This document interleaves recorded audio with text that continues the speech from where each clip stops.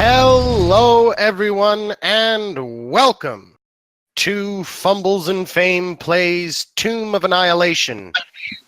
Fumbles and Fame is an international Discord community created to connect DMs, GMs, and players around the world to discuss and enjoy our love for RPGs as a whole and to play them together with a particular focus on D&D. With all that being said, it is important to note that we at Fumbles and Fame are not affiliated with, endorsed, sponsored, or specifically approved by Wizards of the Coast LLC. I have a few announcements to get through. We have just a couple upcoming games for the next couple of weeks. First, tomorrow at 6:30, our Princes of the... No, why is that in there? Apparently, I forgot to delete my notes. Oh well. This Tuesday sees the return of our DDO stream. Join our adventures as they continue to work their way through the massive complex that is the Necropolis.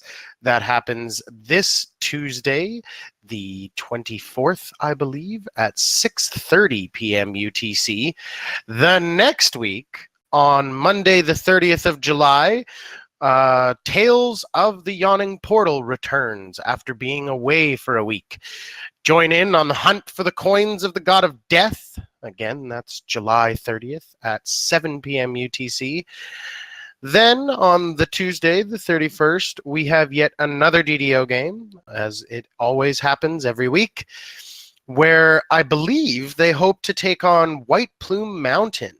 And again, that always happens at 6:30 UTC every Tuesday. Finally, August 3rd sees the return of Elemental Bane for Session 5. Follow along with a party that seems entirely up against nature's wrath in its many forms, and that happens at 6 p.m. UTC. That's the games and all the announcements for this week and the next, but you can keep up with all that info and plenty more, like what's happening every week, by joining us on Discord, following us on Twitter. In our Discord, we have Looking for Games and Looking for Players channels, a Bard's College, and much, much more going on. So if you're just tuning in for the first time, by all means, join us right now. Finally, as we stream, and in all of our streams, don't forget to utilize our loyalty system. For those on PC, when you hover your mouse over the bottom right corner of the video tile, you should see a small logo pop up that you can click on and click Redeem XP. For those on mobile or tablet, look for the little puzzle icon somewhere that will allow you to get to the redemptions you earn simply by watching. With all that, and hopefully with the little bit of camera issues that we have being ninja fixed by my wonderful host, we will settle in and go over what happened last week on Tomb of Annihilation. So previously, the party, finally reunited after being split up, had decided to quickly push on between the small break of the mountains that dominate the Chultan coastlines. Galindin having used his seal that he had gotten, his Ubtao sigil, this round wooden token with labyrinthian symbols inside of it, to find the path, and had actually discovered that Omu was a couple of weeks away, perhaps. And this all to get to Omu, your final destination that holds the Soulmonger, a necromantic artifact that has suffused the world with a death curse. As the party had begun traveling, you had come across a campsite of what appeared to be the remains of the crew of the Brazen Pegasus. Looking about, you had all discovered very quickly, to your dismay, that the remainder of the boat crew had seemingly ascended up onto the side of the Cobalt Mountains, where there is a mine cut into the mountain. And you thought, well, maybe they hoped to find shelter there, but you knew from seeing that there was no shelter to be found there, that indeed it was the home of a young red dragon. Assuming only the worst, especially on Chult, the party sprang into action and very quickly cleared Wormheart Mine of the threat of the young dragon that lived there, while leaving alive the tribe of kobolds that lived within the mine, being paid off by these small dragon humanoids to leave them alone. Having killed the dragon, they were also gifted items of magical quality by the spirits of the dwarfs that used to live there. One being a blue steeled axe called Bob that seemed to have certain aquatic abilities, and another being mithril breastplate. I cannot say that word. That our lovely Runa then put on. After divvying out the spoils, Selenia seemed to pass out. As the party stood around, she spoke almost in babbles, in Celestial, Runa being the only one that could even remotely try and understand them. And she only caught one word that made any sense. Alessandra. And as the party continued to stand around, beginning to get worried, Runa with Selenia's head in her hands, everybody else kind of standing around, Ven fanning her, she awoke suddenly. And as she sits up and looks around, that is where we continue our tale. A light rain begins to set in again, getting heavier by the moment. You can hear the wind beginning to howl through the trees below you. Having ascended above the tree line on the side of the Kobold Mountains, Selenia looks around, almost in a little bit of a panic, and you can all see very clear tears in her eyes. Very quickly, she stands up and pushes past you, pushing you away, Runa, and she just says very quickly, I should go scouting up ahead. And without another word, she pushes past you all as more tears begin to well, and she runs away and off, apparently heading off to scout before any of you can stop her. She disappears into the foliage. Runa, with how high your passive perception is, you think you hear soft sobs coming from her as she runs away. Perhaps we should let her go. Yes, that might be for the best. She seems... I think she needs a moment to herself, to collect herself.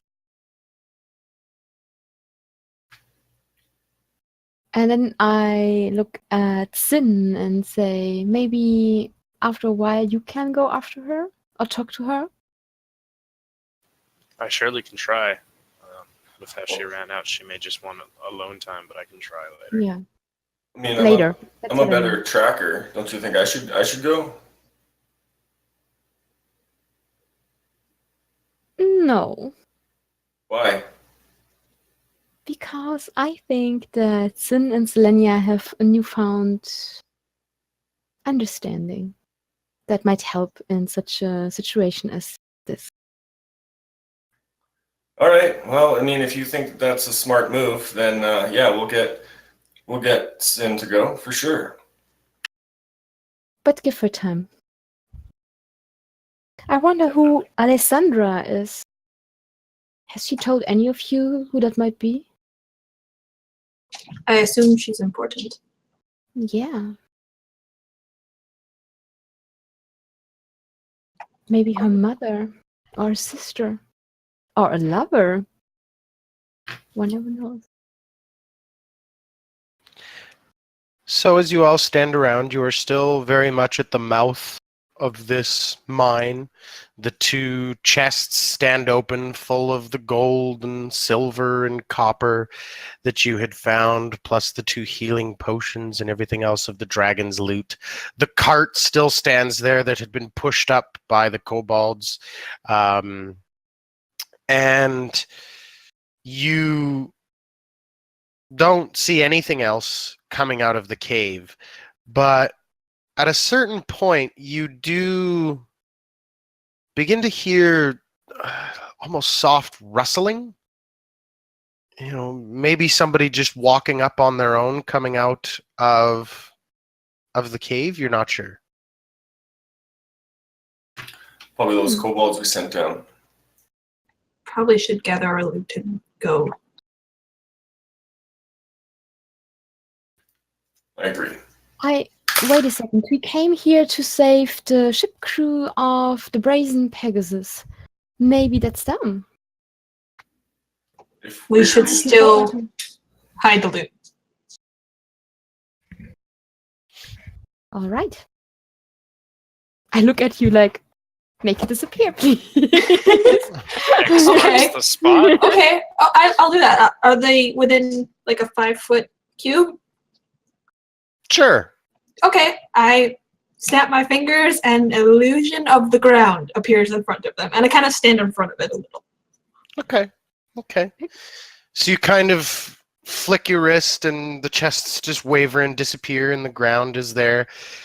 And you see kind of supporting one another and especially one figure seemingly supporting someone way bigger than her is the crew of the Brazen Pegasus, being led out by Captain Ordame Swift and Dark, holding up one of her human crewmates, which is funny seeing a dark gnome carrying a human, basically carrying the full weight. It looks almost comical, but you can see that they are exhausted.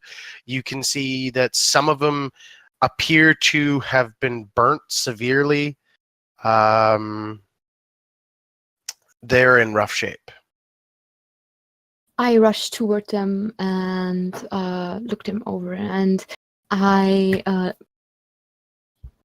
if I can, I grab the captain's hand, but if she's holding someone up, then I just place a hand on her and help her carry whoever she's carrying, and say, Okay. "You're alive! That's what I hoped for!"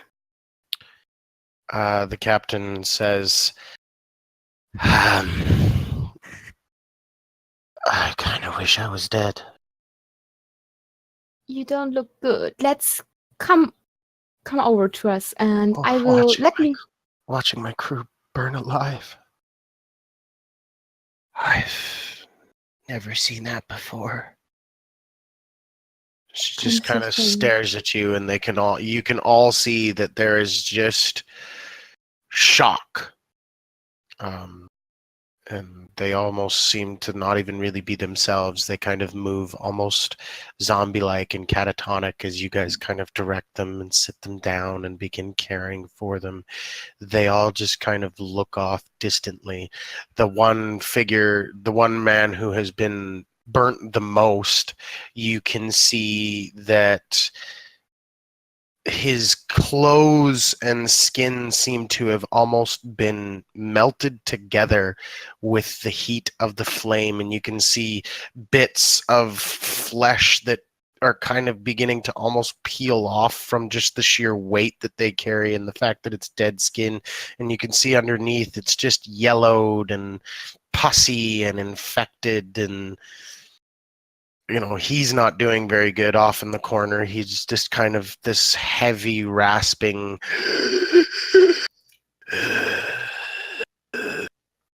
Runa, do you think a restoration spell will help Yes. that man? And I have a prayer of healing that I can offer all of you in order to heal your wounds.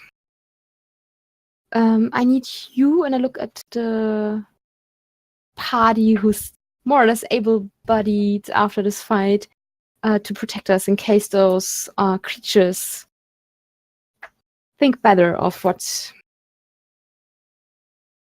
maybe they change their mind, and I don't want us to be what's the saying? Sitting ducks. And I start. I first cast Lesser Restoration on the person with the pus, basically. Okay. In the wound. And I'm also. When we are somewhere at the site, then I'm going to start a 10-minute prayer. That starts like so many of Runa's prayers start with Kalimbor, great guide, we bow before your glory. As the sun rises in the sky, we trust in your glory to light our way. We offer praise and thanks for the greatness that is your strength. May your strength shelter us as it shelters the death. May your glory light our path so we won't lose our way. And she goes on and on and on about the glory of Holy Kalimbor. And after 10 minutes, the spell will take effect. And everyone that could hear me and is... No, that's not right. 6 creatures of my choice that I can see within range will regain 2d8 hit points. So how many of the crew are alive? There are 4 crew, including Captain Swift and Dark. 4. And I think that Sin, how hurt did you look? Maybe I should have asked it beforehand. He's a little bloody here and there. Okay. What about the others? How hurt do Ven and Mortos look? I'm over half dead. Over half. Okay. Aren't you always? No. about- No, normally I'm Boom! Yeah! over half. Beat me to it! And how about Morthos? Uh, I mean, if I can take the time, I would do more than one prayer of healing, right? yeah, Morthos is he's not looking too good. Yeah, I'm Worse also than he pretty would. fucked up. I will heal the crew and Morthos and Ven for 15 hit points.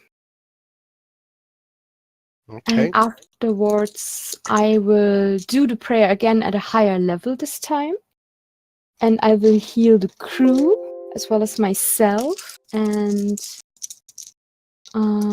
Sin, I think.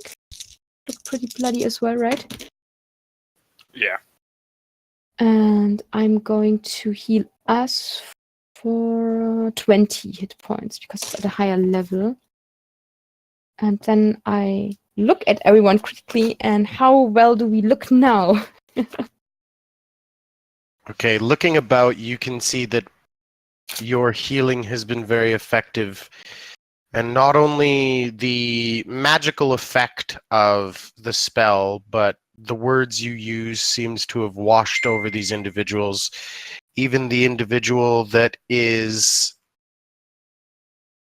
was burnt seems Yeah. to be calm. His skin seems to have almost healed over. It's like you've sped up the healing and it's now going into the scarred stage. He will forever carry this wound, but you have at least removed the infection via the restoration and then began to help along the sealing of his wounds and the skin to regrow back with your prayer of healing and everything else like that. Okay. There's a moment where you think you see a lot of blood all over Galinden because of the spray back of the dragon, and then you just press the tidget away. He hasn't been touched. But you're still wounded, right? I'm still what? You're still wounded, right? No, not at all. Not at all? Okay. No, I hadn't been touched in that. See. Okay. So, yeah. Well, if everyone looks to be fine, then I'm going to just sit with the captain and the person that seems so very much wounded and the healing prayer has ended, but I still keep on talking to them as a priest of Kalimbor about and you can see the party that know Runa can see her cringe because she knows that everyone who died basically got sucked into the soulmonger and destroyed their souls. There's no way that their souls have been gone to whatever place, to whatever god they pray to. They are just annihilated. It is. But she is still trying to give them comfort and do some grief counseling, impromptu grief counseling, and calm them down with her presence. And if someone has another god or goddess that they pray to, she will try to include a prayer to that god in a way. Or yeah. While she's been doing all this, I'd like to take those dragon teeth that I have taken from the dragon before we burned it, or holy lighted it, and try and make arrowheads out of the dragon teeth. Okay. So you begin kind of using a rock to kind of sharpen them and flatten them and elongate them, and you get probably about half done to the point where they are a rough arrowhead. But the only thing you haven't really figured out how to do, or at least haven't had the time to sit there and do, is to put a kind of hole into the back of the tooth to then mount it onto the shaft and the fletching that you would need to make a complete arrow. But you're making progress. Right. Awesome. Sweet. Thank you. Mm-hmm. And I guess in the meantime, Morthos is like getting firewood and having a fire inside the mouth of the cave where it's dry. Just like add some comfort ambience to the area. Okay. So you gather some wood, bring it in out of the light rain, and you're not picky when it comes to fetching wood. You don't care whether it's wet or dry because you just pile it in a corner and then create bonfire on it, and it just begins to ignite and burn on its own. Most of it begins to kind of sizzle and let off this steam that kind of joins with the light rain and kind of gives this secluded little spot.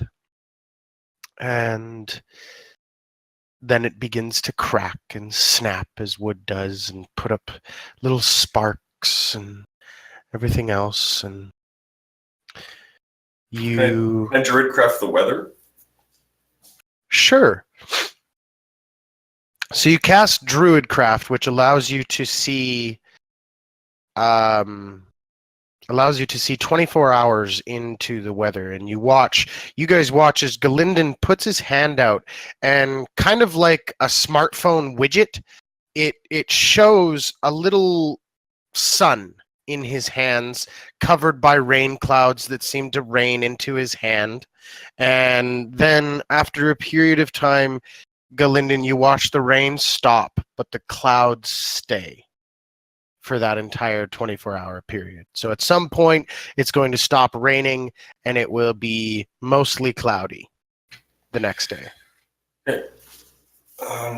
Yeah, all right. That's good to know. Won't be as wet today as other days. So most of the crew is fairly well now, right? Yeah, I mean, all things considered. Okay. I'm gonna drop my illusion and grab the scabbard that I know Selenia would like. Okay. And I would like to start kind of like sorting out the gold to go in all of our packs evenly, so it's not overly heavy. Okay. Whatever you want to give me, then just give to the sailors. I was gonna give the sailors all the copper and silver. Yeah, I give them my gold too. Okay. So we'll split the gold 6 ways, and then they get everything else. Okay. So you can go ahead and do that. Do you need me to give you those amounts again, or do you Nope, have... I have them. Perfect. So the sailors are gonna get 550 of the gold, and then, like I said, all the copper and silver. Okay. And we should be okay to each carry that amount of gold, right? It's not gonna like break our backs. No, I mean, it's heavy. You definitely notice the weight of your coin purse now, but nothing that is going to really deteriorate your speed or encumber you or anything else like that. Okay.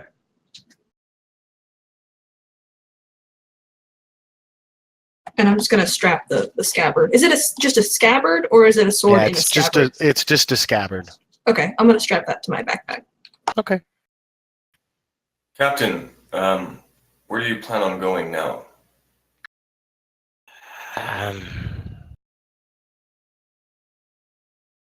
The only thing I can think of to do be take this money, work our way up the coast to where that pirate ship attacked us, and use this to bribe our way to at least get a little rowboat, get us back to Port Nianzaru, where we can buy a ship and start sailing again, I guess. And I don't really fancy trekking through the jungle. And you folks, where you guys are trying to go, I think you're all bloody insane, but... Certified, actually. Certified insane, yeah. Okay, well, I mean, if you trust pirates to honor their word, maybe they'll accept your coin. She says, the pirates around here only have a code on one thing. Those with the coin can see things done. So I would hope that what we have is enough. I mean, I've never seen so much even silver and copper in my life, and then you give us that amount of gold. I would imagine that at least one of them I can sway to our side. Okay. I have 2 hand axes, and I just hand them over to her. Take these in case you need them. She takes them, kind of balances one and balances another, seems to have a preference over one to the other, even though they're generally the same, and then hands another one over to one of her crew.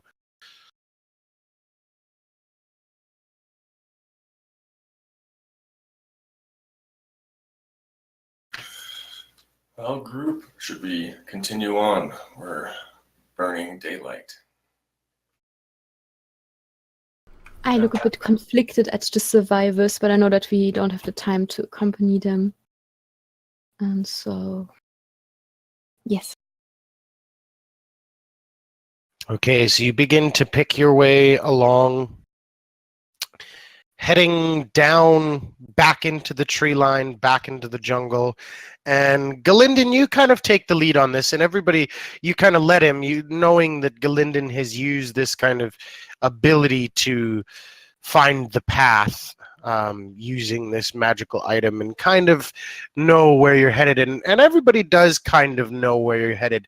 You've got to head between a gap between the Cobalt Mountains and the Peaks of Flame to get to the other side of that, and then to a wasteland beyond that will then be easily traversable, or at least you hope, down east into Omu.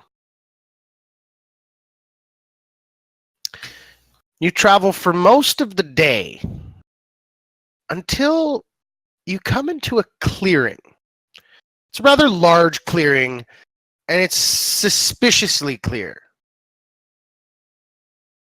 Runa, especially, notices on the floor, you can see that there are certain piles of leaves, palm fronds, that seem to be almost intentionally placed, almost as if they are covering something, but you're not quite sure what it is or why it is. It's interesting.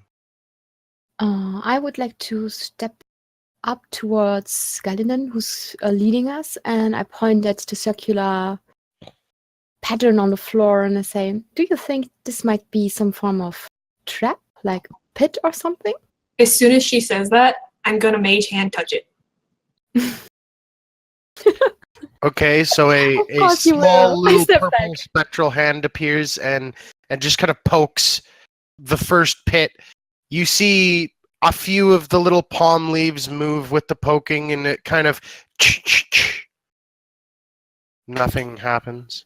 I'm not sure. I don't think it is trapped. It could be a cache of some sort, maybe. It sounded hollow. Okay. Would you like to Yeah, I'll go. investigate it? Yeah, I'll take a few steps back and I ready my shield. I very carefully, I sort of inspect around where she pointed out to find like the dimensions, and then if it's a lift up, I'll kind of like lift it up just a little bit, and then peer inside, and then if it's all's well, I'll just throw it all open. Okay, as you go to pick up the lid and lift it up, all of a sudden it is blown open, and all of the other circular areas are blown open as well, as jumping out of these pits are these small, squat individuals that appear to almost be dwarf-like. Long beards, colored blues and grays and greens are surrounding their face. They have beads all up and down and bones, and so they kind of rattle. And as they kind of scream out and shout, you hear one of the dwarves, which you now realize are dwarves with pale white skin and tattooed. One of the dwarfs says to the other, "Leave no quarter." It's a trap! I say to the I would like to yell in Dwarven, hold your weapons! We are not here to fight! Okay, as Galinden springs back, bow in hand, everybody else begins to kind of prep, and there's that awkward standoff. Runa kind of stands out and tells everyone to hold their weapons, and the dwarves do. The one kind of, hold. I am so sorry that we trespass on your land, I say in Dwarven. I assure you, we did not know that you live here. We just are passing through. We've come to conquer a great evil. We don't wish to fight you.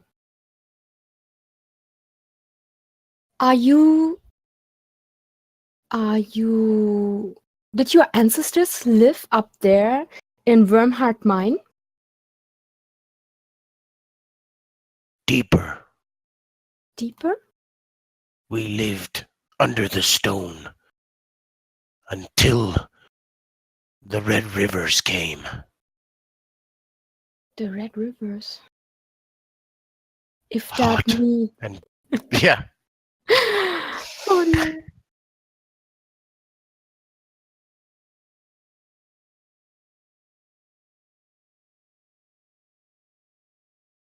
Way deeper was the last thing they heard. And we're live. Okay. Hey everyone, sorry. We just had a couple technical difficulties.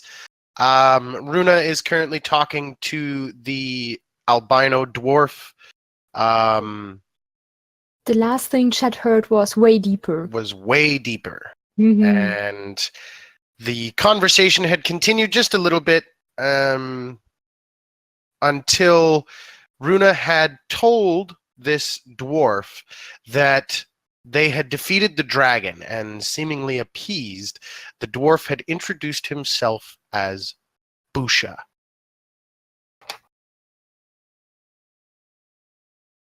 And I said that my name is Runa Rikasdottir.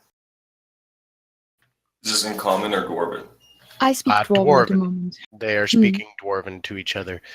And he I am says, visibly appalled at the language. I look around, seeing if anyone Thanks. else understands. he I look looks at over. you, Runa, and he goes, "Your friends don't talk like us." No, they never learned to speak a civilized tongue, I say. With a teeny tiny silver smile. And then he says, "You are welcome, Rika's daughter." And he says it very kind of slow and over-pronunciating the wrong syllables. And he says, "You are welcome to travel our lands." And he walks you. up and as he walks up, he kind of opens a pouch and he dips 2 fingers in, and you see as he comes out, he's got this kind of blue dye on his face, on his fingers, sorry, and he kind of takes the 2 fingers and draws them down your forehead, and then like across your nose as far as his fingers can go. So you've got this kind of swoop now down your face. Okay. And as he does that, he kind of approaches all of the other party members. Do you guys allow him to do it? I tell them this is their land. They had lived underneath the mountain way deep before the dragon came. They allow us passage through their land, but just let him mark you. I think it is like a sign of passage that we are allowed to travel through here. Very well. I'll stop him, put my fingers in his bag, and do it to myself. That's probably pretty actually awkward. Highly offended. He looks at you curiously, kind of nods slightly, lets it slide. And then he just, without another word, without even talking to you anymore, they all just slip back into their...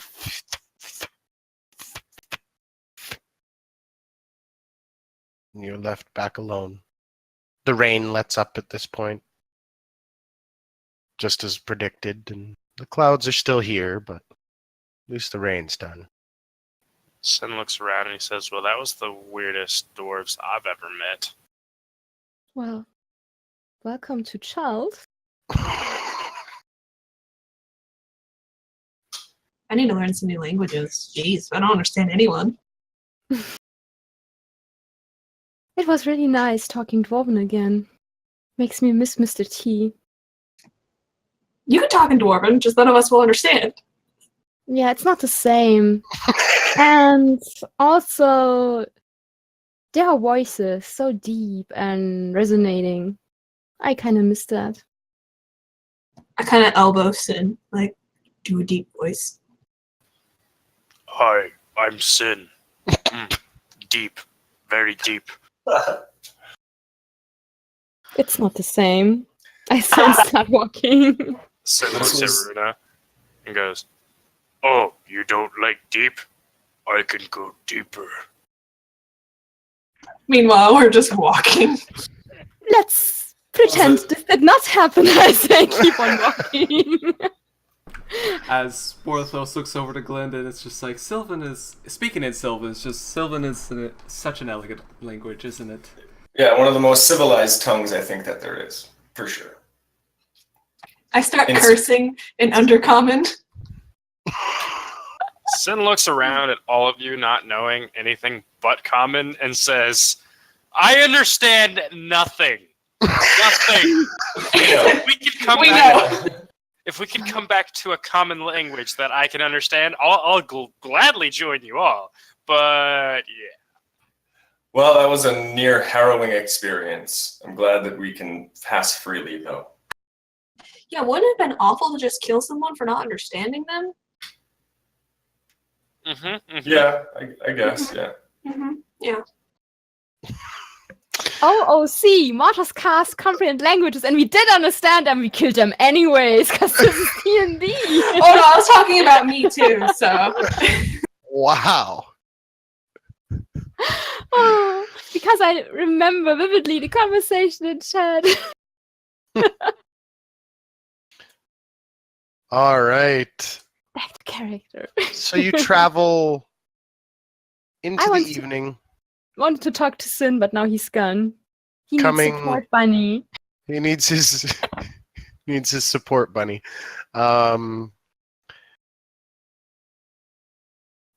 Would like to talk to Sin while we are traveling. Yeah, while you're traveling and as you begin to set up camp into the evening, absolutely. I would like to walk beside Sin and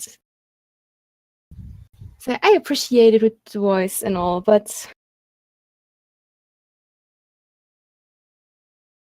how are you feeling? Well, I feel like this rain could stop anytime, and I normally like rain. I feel like my hair is greasy. I need a shower of some sort. I feel like Jolt is getting the best of me, and that normally never happens. I don't know. I just don't feel comfortable here anymore with all this death. It's saddening. About the feeling dirty, I can help you with that if you allow. Please do. Oh my god, could you imagine this long hair just... I do prestidigitate his hair clean and give him basically sparkling clean afterwards. Sin smiles with his glistening teeth. He says, well, thank you. And how are you? As he looks down at you walking. Well, considering that my god might be consumed by whatever it is the soulmonger nourishes, every soul that passes on is being destroyed. My mother is afflicted by the death curse as one of our numbers, and we're here in Chad and it's raining again. I'm perfectly fine. It doesn't sound like you're fine. But hey, we're in Jolt. Welcome to Jolt. Yeah, I nudge you and say, so I'm not good at this kind of stuff, but you and Selenia? Actually, as soon as you say that, I look around and I say, we should probably, I'll probably go find Selenia now. You probably what? I'm gonna see if I can go find Selenia now. No. I grab your arm. Not so fast.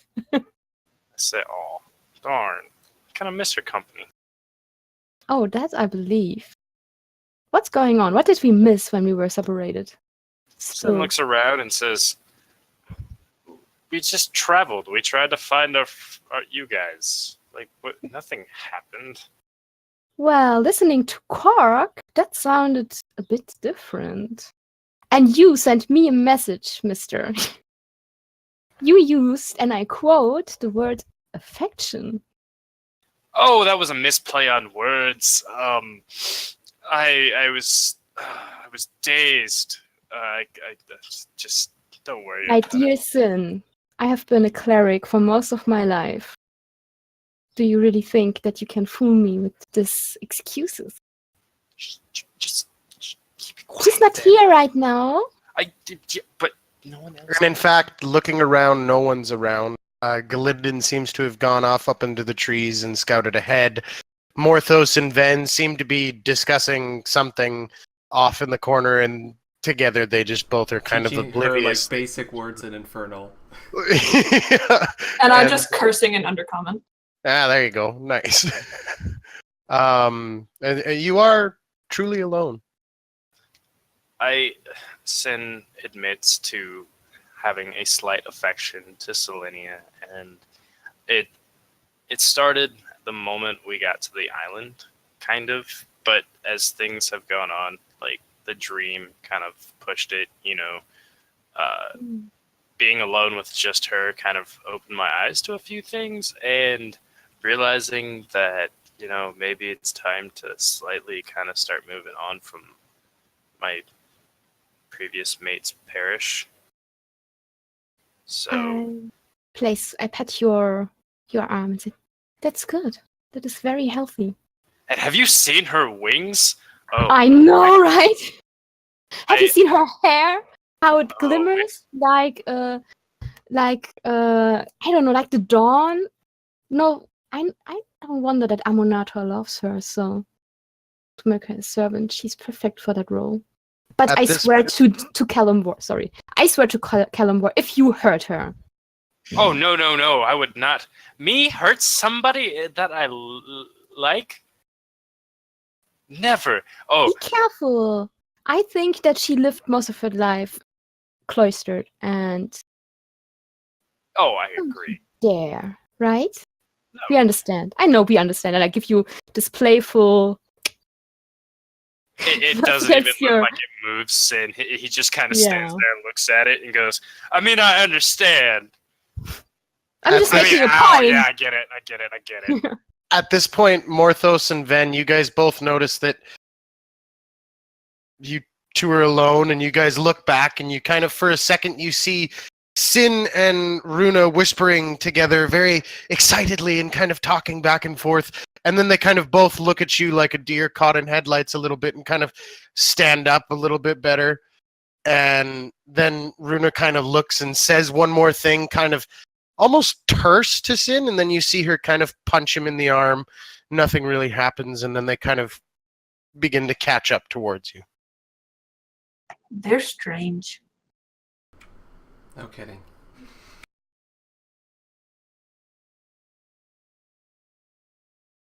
All right. We catch up to you, yes. And you then set camp for the evening, finding some rest. Runa, I assume you create food and water for your crew. I will. I use my second to last level 1 spell slot.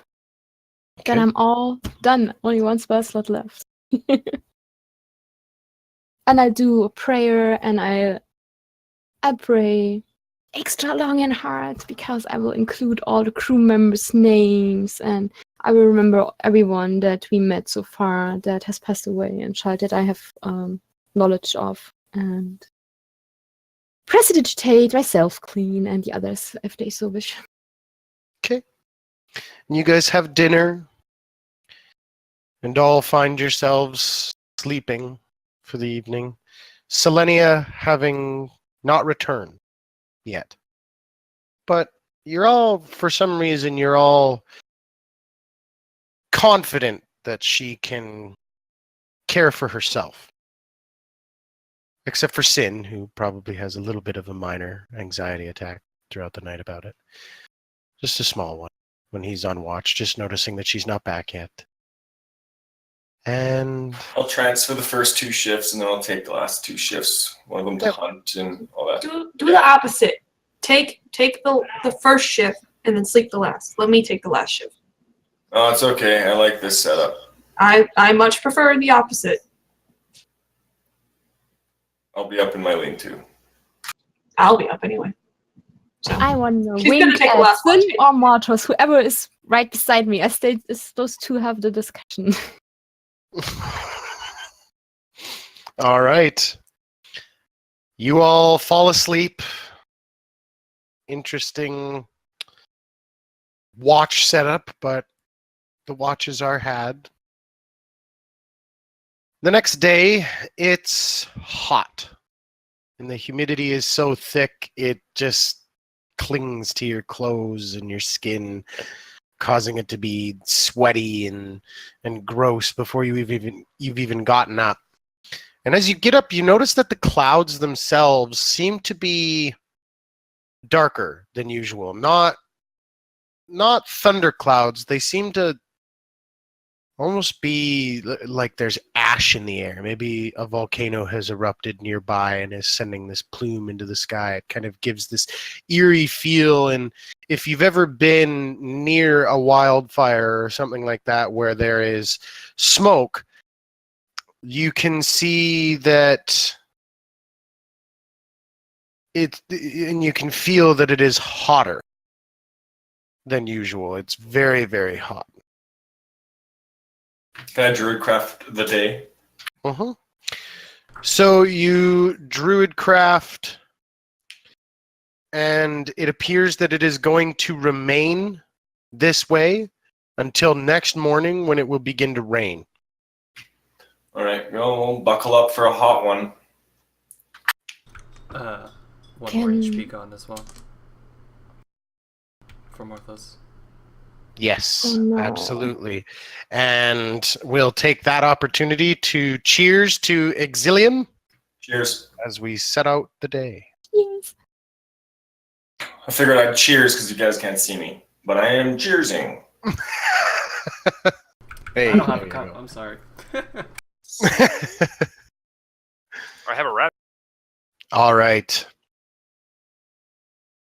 And the day, for the most part, travels uneventfully. Runa, I need you to make a perception check about midday for me, please. As you're getting closer and closer to where the Cobalt Mountains and the peaks of flame kind of pinch together and allow for passage through them.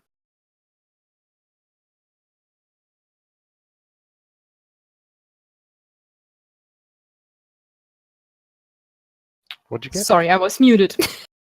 It's a 21. A On perception. 21. Or 13, Okay. 13. Because of Exilium upping the DC of that challenge, you don't see anything. My passive perception is 23. That makes a difference. I'm too busy And- shipping everyone. I Yeah. don't see anything. And the day, provided you guys don't want to have any conversation, the day will pass.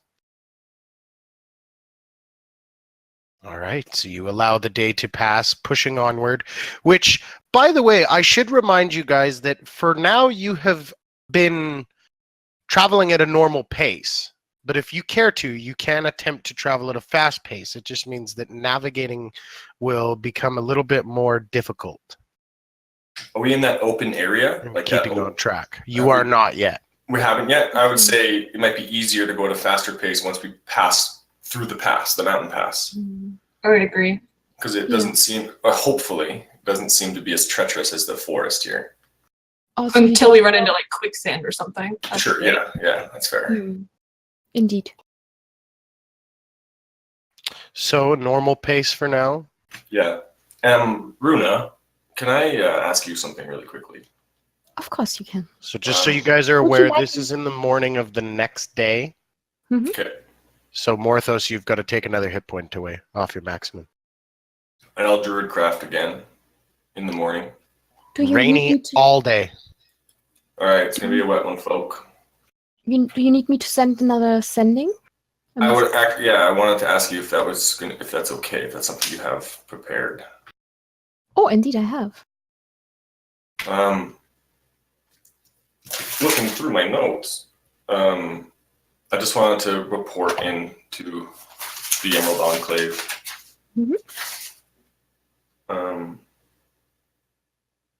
Actually, could you send a message to, why can't I find his name?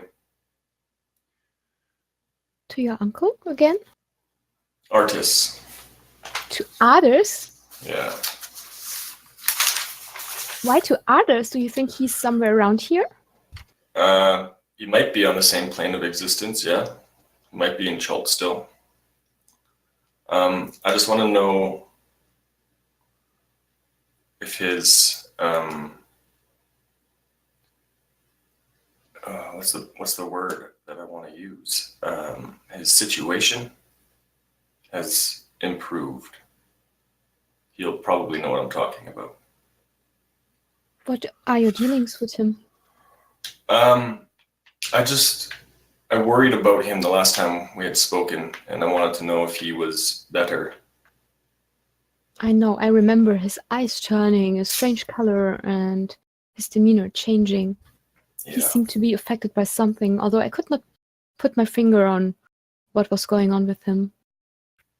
Yeah, he's a mysterious fellow, but he's been good to us, and from what you've told me of him from before we met up, that he was good to you, and maybe Dragonbait is still doing okay, hopefully. I just worry about him. Him and I we became closer the last time we camped together, and I just want to know how he's doing.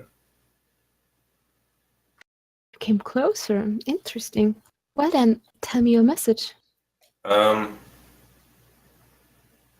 Yeah, it can be simple, I guess. Just say Glendon wants to know if your situation is better, improved, whichever word you'd like to use. And that I look forward to seeing him and meeting with him again.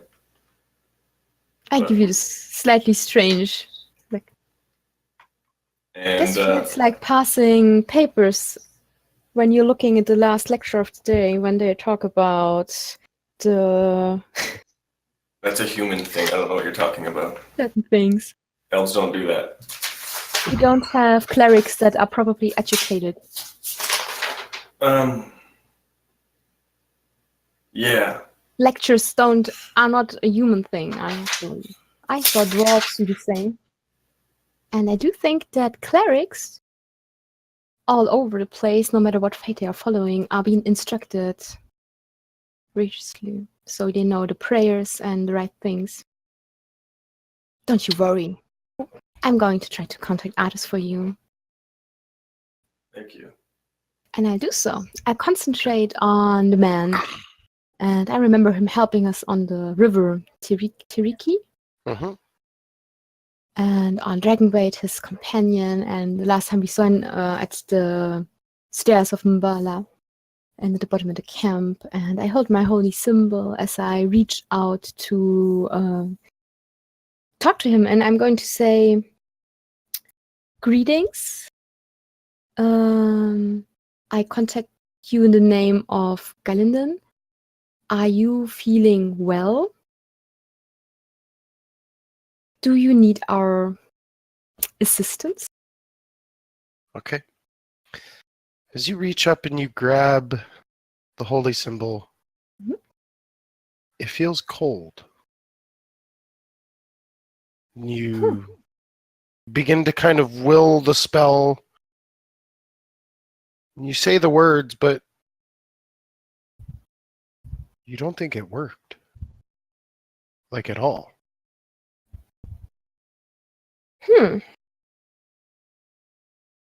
Do I feel like I am disconnected from my source of power? Or is this just because I tried to contact him? Yeah, now that you mention it, you've got this kind of feeling of emptiness. Usually your faith and your love of Kelemvor burns brightly within you, but it's as if that light has been snuffed out. I turn white as a sheet underneath it, tan. Like I look. Ghostly pale. Runa, And I say, Runa, is everything okay? I cannot feel him. Something has... He might be gone. Gone as I tried in- to do prestidigitation. Something. You hold out your hand Mhm. to just move some dirt, and nothing happens.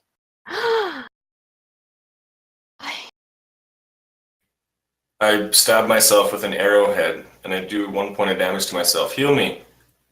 Okay. Use your lowest heals on me.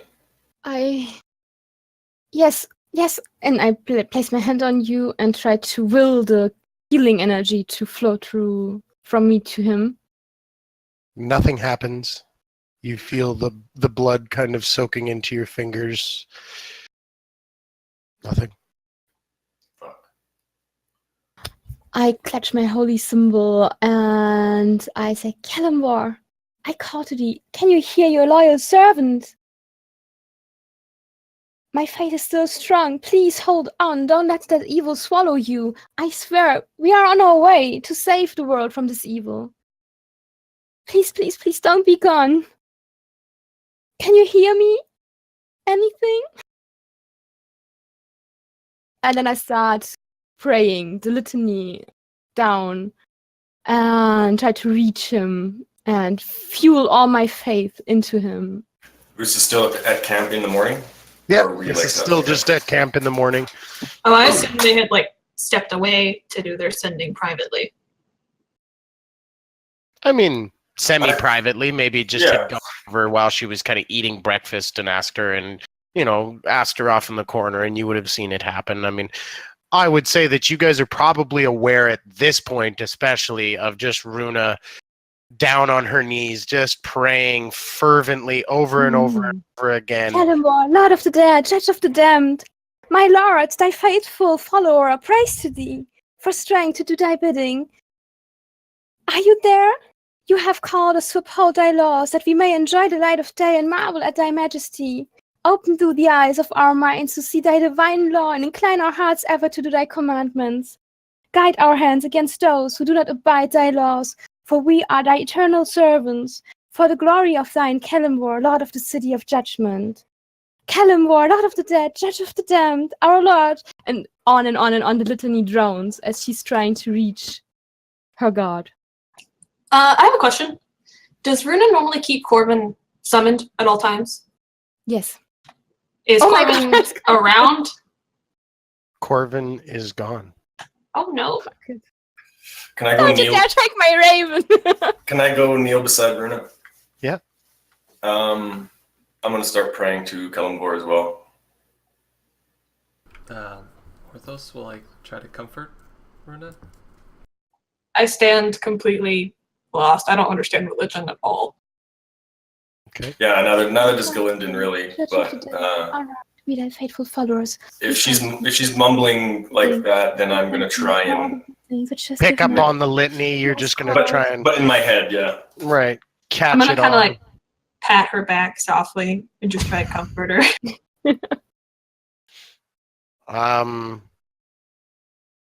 This goes on for quite a while. Mhm. Basically, for as long as you guys will allow her to do it. Yes. I would imagine Runa is down on her knees praying, and Runa, you never receive an answer. I'm gonna say it probably doesn't go much longer than like an hour or two at max before Yes. Galindon and myself probably urge everyone to keep moving. Yeah. Tears are After probably streaming what, down her face, 45 and her minutes. voice breaks and is raw as she's whispering. It's in the end. Runa, you can pray and walk, dear. We should probably go. I agree with her. I look at you with this lost puppy expression, the tears streaming down my face, looking totally heartbroken. I give you a hug. I can't even react to that. I allow it, but I just look at you with this totally, slightly deranged look. in my Okay. eyes. Did Morthos or Runa tell us what happened when Morthos killed himself to save Runa? Like what you guys saw? Did you guys ever I explain don't that to believe us? so. Okay. Yeah, I don't think we were told. Yeah, Okay. we never said anything about it. Alright. She has mentioned on many occasions, though, that her god is in jeopardy and danger. Right. But we don't know about the Raven Queen. No, I think Will's mentioned something about it as well, that the Raven Queen is fading. So I guess we break down camp, and I'm gonna take Runa's hand and kind of like just pull her along. I follow you like a sleepwalker, and now and then you can still hear in the broken ruin that was a once smooth voice the cracks of Celeborn, Lord of the dead, Judge of the damned. Be thy faithful followers.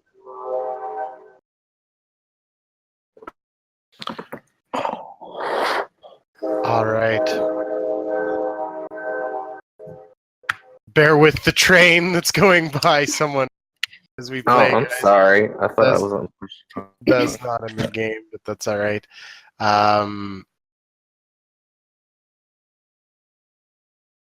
Everybody, you all begin to hear rustling happening, coming fast towards you.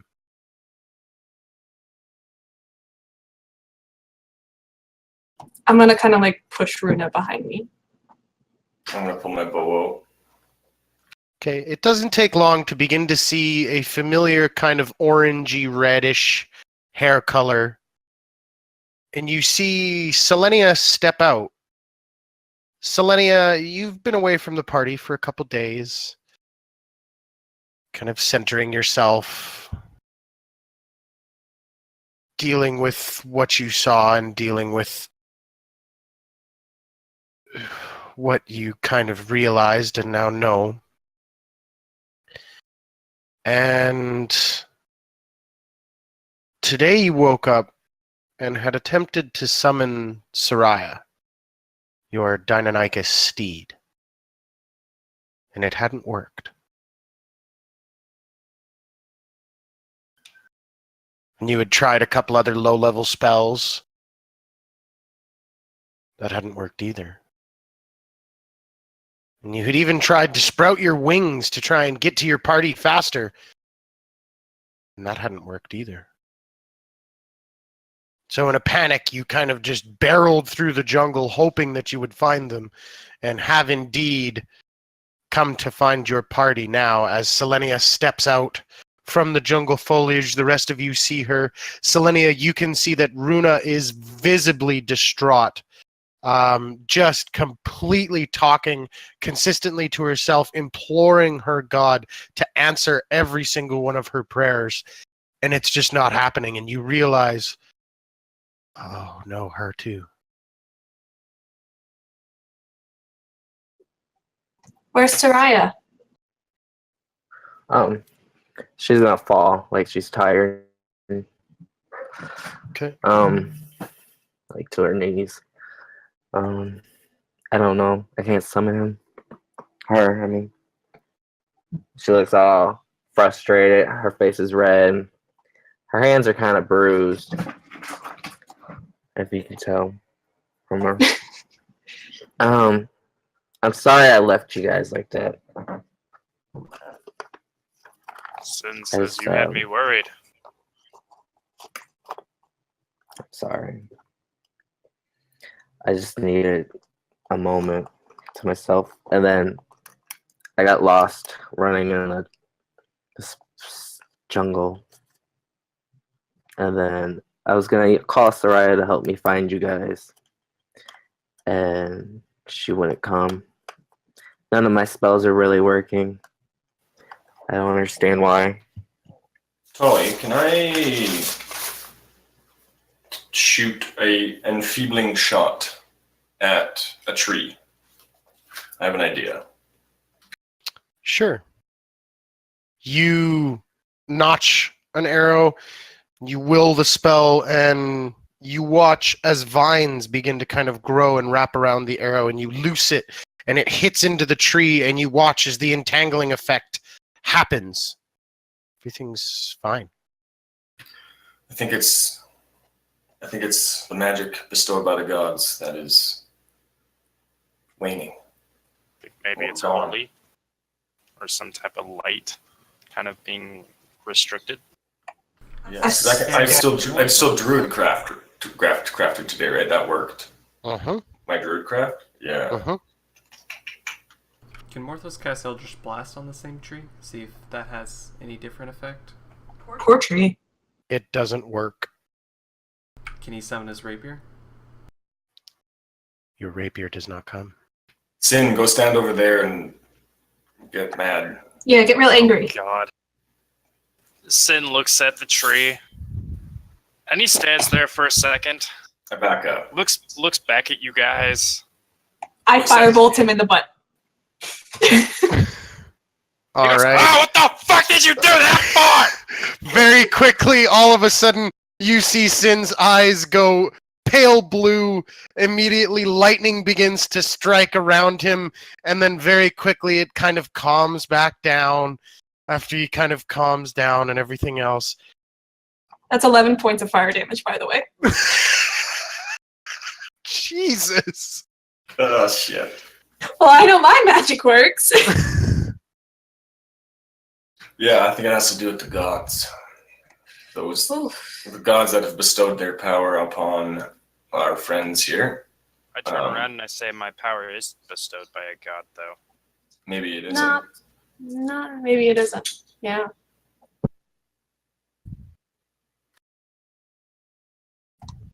Man, sure is nice to not have godly power then. Sorry. I would that like was to insensitive. tumble over in a daze to where Sin stood, and he walked a bit off, right? Hmm? He walked a bit off, right? Yes, yeah. He walked away so that his aura wouldn't affect all of you. I walk where he stands right now, or stood, and I try to do some kind of magic. I don't know. I cast Sacred Flame on the tree. Nothing happens. I go back to mumbling the prayer of servitude. Morthos goes back over I the hope it room was and kind of like, this spot is blessed. Maybe this Sin works. slightly kind of starts walking towards Ven, looking kind of mad, but he's joking. There's Then slowly backs away. He's like, you want to do that again? She summons her mage hand and like puts it out towards you, like she's trying to hold you away, but it literally can't stop you at all. He goes to like look in the air and scream, but he looks at you and goes, "Gotcha." That was rude. I'm sorry about your butt. Uh-huh. We should press on though. As difficult as it is right now. The Yes. connection to your deity cannot feel good, but the land will provide until we can figure out what exactly is going on.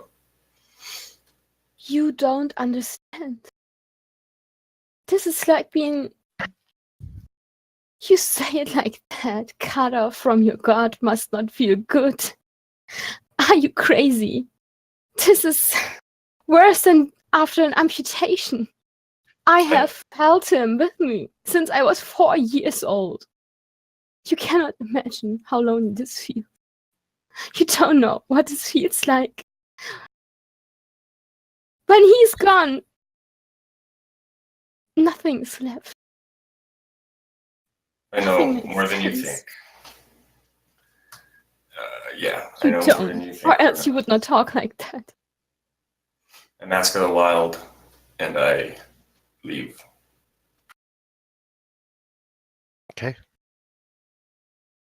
Galinden goes on ahead to scout out.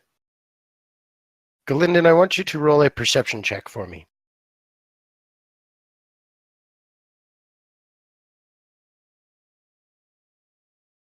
$22. You spend most of the day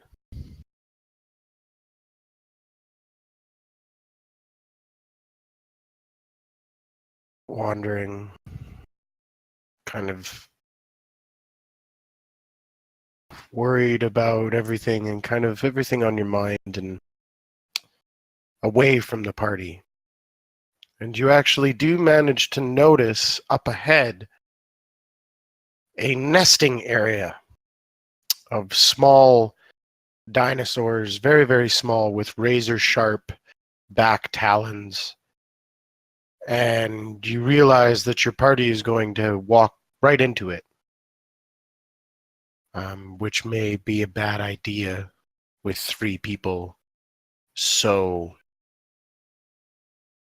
injured. How many of them are there? It's about 6.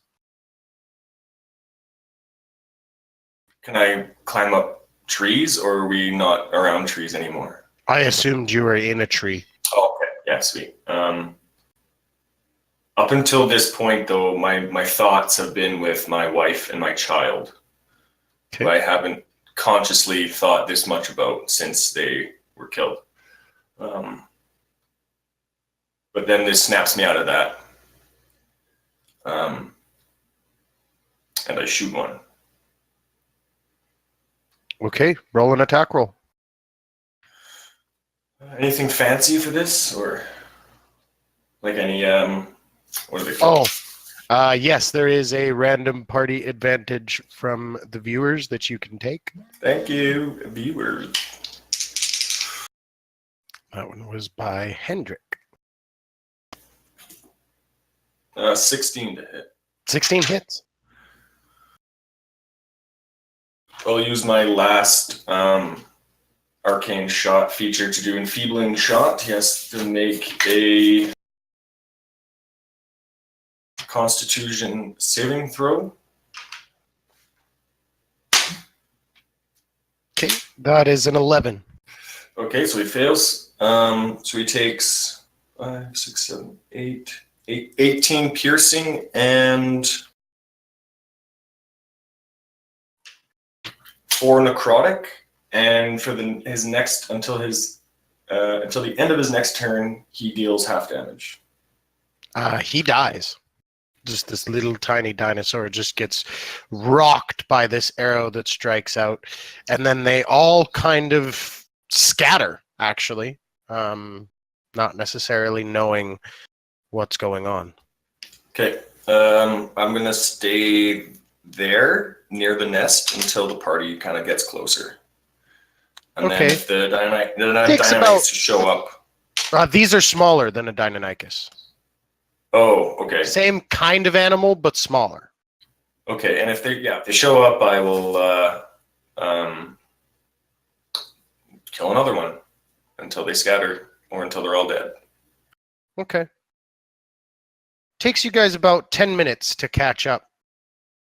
And Galinden, now you are aware of your party coming up. They did indeed come back, and you killed all 6 of them. It's this way. I Mask of the Wild.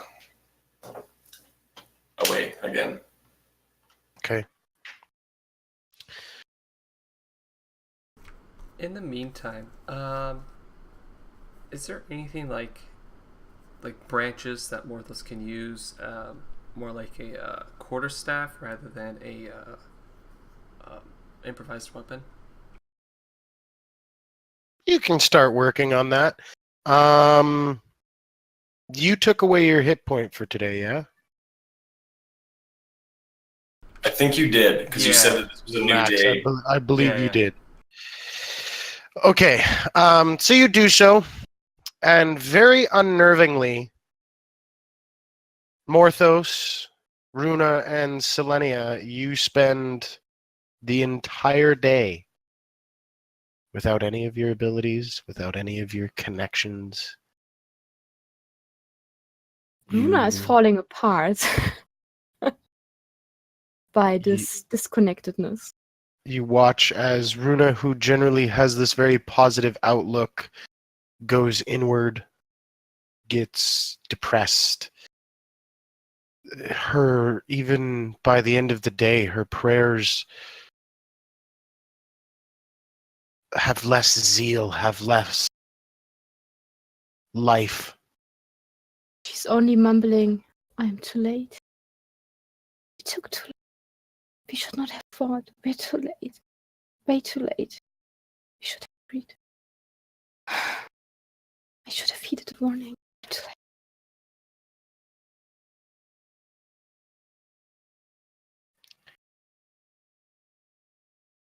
You all find your night's rest.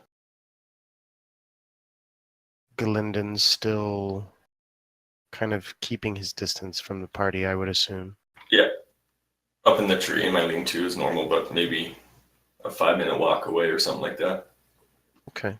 I want to hunt on my my watch, both to feed people and to feed myself. Okay, yeah, you guys do have to kind of hunt tonight, not being able to create food or water. I will hunt as I always have and bring whatever food I can in the morning, and then... So, Ven, you kind of hunt in the evening. Do you drink? Yeah. Okay.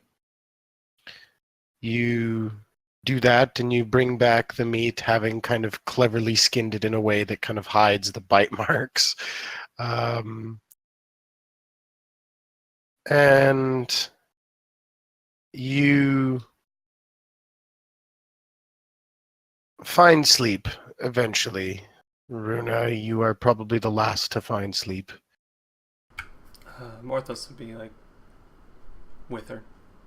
I'm Trying not to even help her. sure if she's really trying to sleep. She's just still sitting there, the prayers don't even make any sense anymore. And when she notices that Mortis is looking right beside her, she says to him with his red-rimmed eyes, "Maybe you should just leave me here. What use am I to you all without Kellenwar's powers? I'm just a girl in a heavy armor." A friend? Sin speaks up. You want to know something that Rilad and Gwema and I, it's a bit of a saying between us. It's just a bit of an empty prayer, but it's always something that always kept us going, and especially when the going gets tough. But it's something that we said to each other when one of us were down. It's one of the ways I got myself back together when I was in a bad spot for a little while. And this little prayer, it's we should walk on through the wind, walk on through the rain, and through your dreams be tossed and blown. Walk on, with hope in your hearts, and you'll never walk alone. Runa, you are not alone.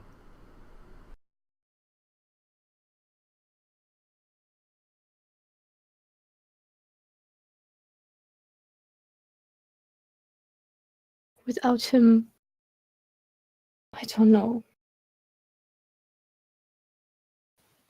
I feel Sense. half dead already. Sen says, Lesson.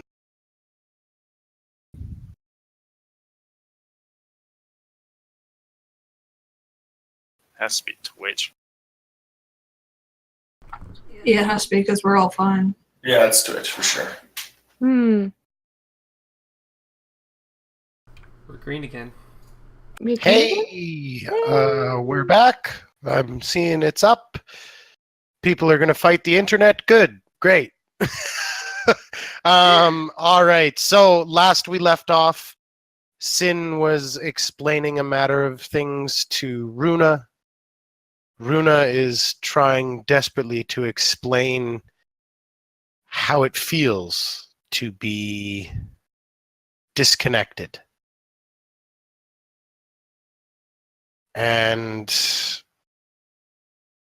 you all kind of at a particular point find your way to sleep. Runa, you basically fall asleep sitting up. You don't even know when you fall asleep. You just do. She's passing out. Just passing out. And then you, before going to bed, you notice that Selenia, who has been rather quiet about this whole thing, you see that as she lays down, you can kind of, in your own weird way, you can kind of look at a person and know kind of how they look. She looks weaker. She looks kind of paler. Her hair kind of that always seems to almost radiate like sunlight seems dimmer, dull. She just kind of quietly eats the food that's put in front of her. Doesn't really say anything except for the odd kind of thank you. Selenia, you look like you could use some cheering up. I'm fine. You notice that she's shaking a bit. I'm gonna twitch my fingers a little bit and cast Minor Illusion on Selenia's hair and make it glow like it used to.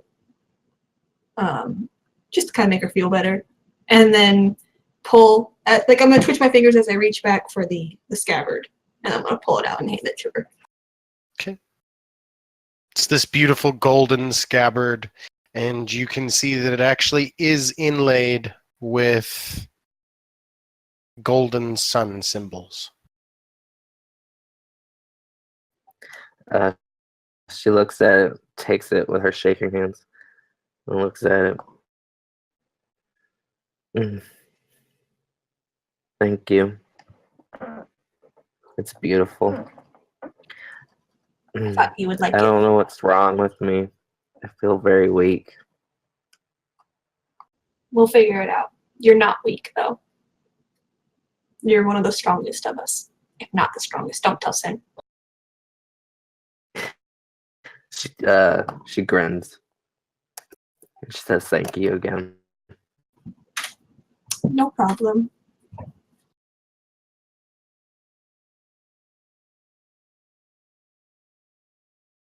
I'm going to focus on keeping the hair glow until I fall asleep, probably. I'm going to continue to make those dragon teeth arrowheads and arrows. You're not pushed to talk. You've made some progress. You've gotten the kind of holes bored. All of the arrowheads have kind of now flattened out into the kind of arrowhead shape. You've got about half of them ready for the shaft and the fletching. You've even, along the way, picked up a few parrot feathers here and there, and you're kind of prepping them and cutting them down and trimming them down for the fletching and everything else. You're making steady progress. Cool. Thanks. No worries. And then, as sleep takes you, you begin to dream. You push open a door, and you're in your father's study. It's empty, but the high-back, polished leather chairs, immaculately kept by the servants, surround the room. The polished wood that gleams, void of all dust, is also here. And you always love the smell of this room. It was always a comfort to you. You even remember just over there looking at your father's desk. When you were young, you used to play underneath it. You kind of begin to walk over, kind of just happy to be home. And then you hear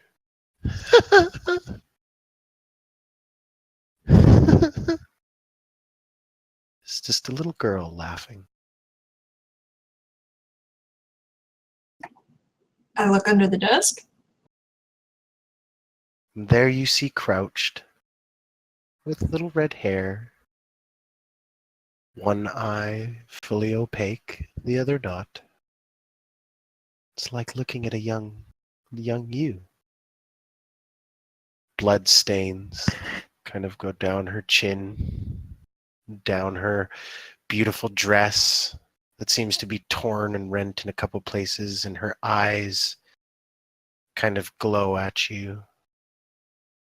She kind of turns to you and she goes, "Why don't we eat them?"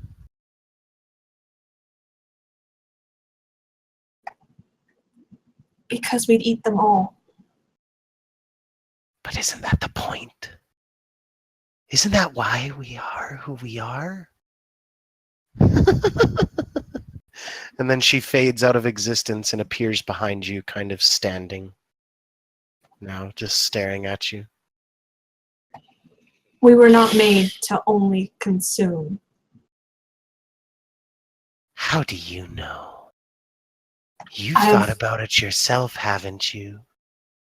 You've thought about how, with Father's army and you at its head, you could almost rule the world. We could do it together, you and I. She kind of bares her fangs and they go kind of extra long, and she kind of giggles again and kind of, and this time she's kind of spider-like hanging off of the wall, kind of looking almost feral. You know you can't resist it. You know that animal blood only goes so far. You're going to break, like you always break. You're going to give in, and you're going to eat one of them. The only thing I'm going to eat and break is you. But I'm always here. Always the scared little girl inside. The one that thinks she's worthless and has to drink to get all of her power. The one that worries about failing Daddy and failing your family. Especially since your sister showed up. She's not my You're sister. worried you were placed, which you were, clearly. Clearly your father has had enough with you. Tossed you aside like the scraps he makes his lesser spawn feed off. I'm gonna summon my blade behind my back, Okay. and as she talks about lesser spawn, I'm gonna try and throw it at her throat. Okay. You throw it at her throat, and just as it's about to hit, she goes ethereal and pops up. Nice try, but I'm always. And then you're kind of shaken awake as Galinden stands over you and says, "You always want to take this watch. It's yours if you want." She's gonna desummon the blade that I'm pretty sure is probably in her hand, Uh-huh. Which is why Galinden came over. and go take watch. Okay. And avoid eye contact. As you wander, taking watch, you notice Runa shivering and crying even in her sleep. I'm gonna take my bedroll and kind of, before I fold it up, I'm just gonna like kind of put it on her and try and keep her extra warm, even though it probably won't do anything. I know she's not shivering because she's cold, but it makes Ben feel better because she doesn't know what else to do. Okay. Runa, you are a child. A young child. You can hear booms and crashes. You smell fire. You're afraid. You... Where's my mom? Where's my dad? And nothing. You are surrounded by blackness. There's nothing around you, and you raise your hand to summon light, but nothing comes out. And you panic. And you begin to hyperventilate, and as you begin to the crushing blackness pushing in on you from all sides, you feel well and truly alone. You feel like when you died.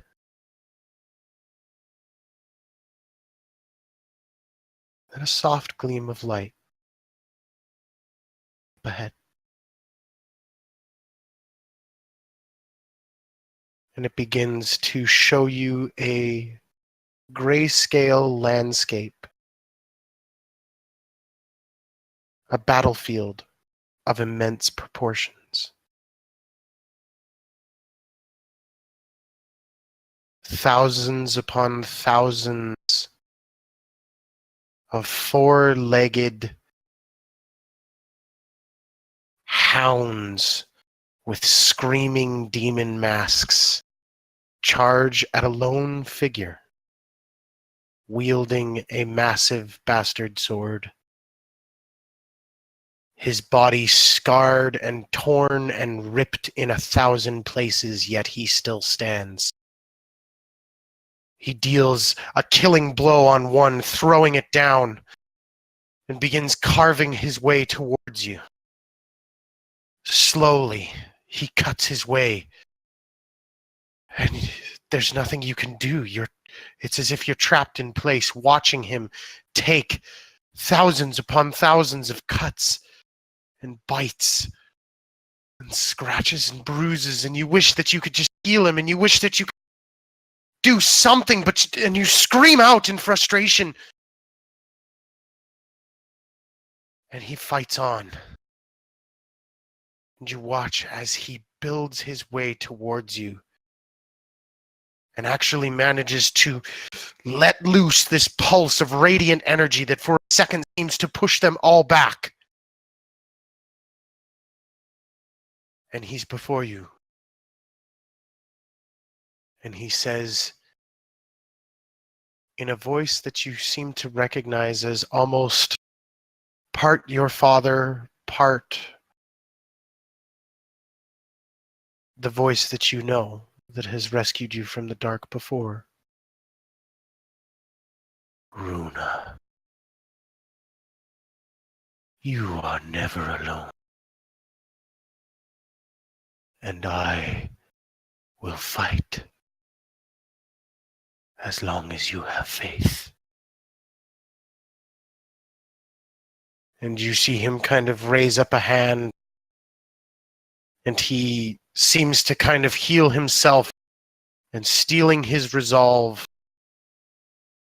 his bastard sword in his hands, he turns away from you again to fight the endless battle he wages. You awaken as the morning sun begins to spill through the clouds that kind of brew and broil over the land. And a light rain begins to settle in with a wind that kind of whips and whistles, and the trees kind of crack and groan under the weight of this wind. But Runa, you feel him. You feel that connection again.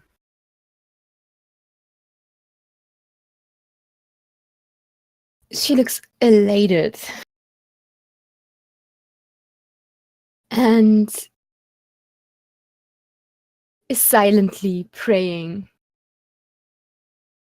And in her heart of hearts, she says, "My lord, I'll always have faith in you. As long as you fight, I will. I will help end this plague." And with a grim resolve, she's basically pushing down the bedroll that Ven put on her and her own, and she is precipitating herself clean and does this very Which severe looking it braid. immediately works. The spell radiates from her hands. Selenia and Morthos, you both see this. Selenia, you kind of look at your own hair and you feel stronger. You feel better. You feel like yourself. Morthos, you feel like shit, as you have for as long as you've been afflicted by the death curse. But you do kind of throw off this eldritch blast, and you discover that you too have your spells back. Selenia, you try one of your divine features or whatever you'd like to try, whatever you'd like to expend. She just does the light cantrip that she has. And you all bask in the glorious light of bright, comforting, warm light that Selenia has provided. And Selenia, you close your eyes and let it fall upon your face. And for a split second, everything that you've been dealing with, everything that this place, this ancient, awful fucking place has made you all feel. And you look around, each of you look around at each other. And you all realize that without one another, you're not going to get through this. From my lean-to, can I see the light? Yep.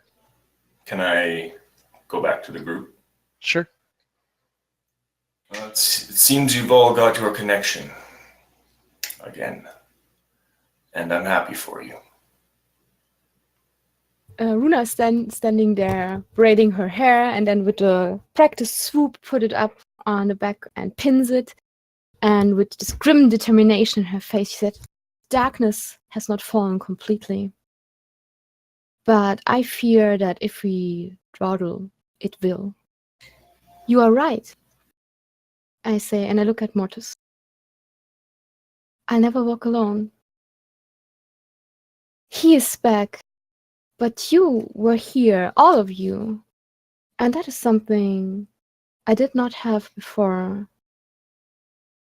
And together, I think, we can pull through. And we will end this curse. And we will end the soulmonger.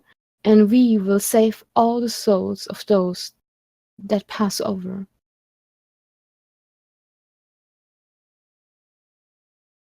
My God is still fighting. He is being assaulted by forces of evil. You are fighting this fight right now as the curse is affecting you. I say to Mortis, "We need to hurry. Let's pack up. Let's go." And she's grabbing her stuff. All right. I Mask of the Wild, and I leave. Okay.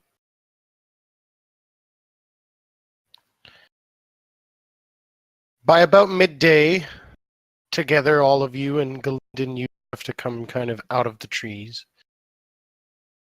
You break out of the jungle and into a wasteland.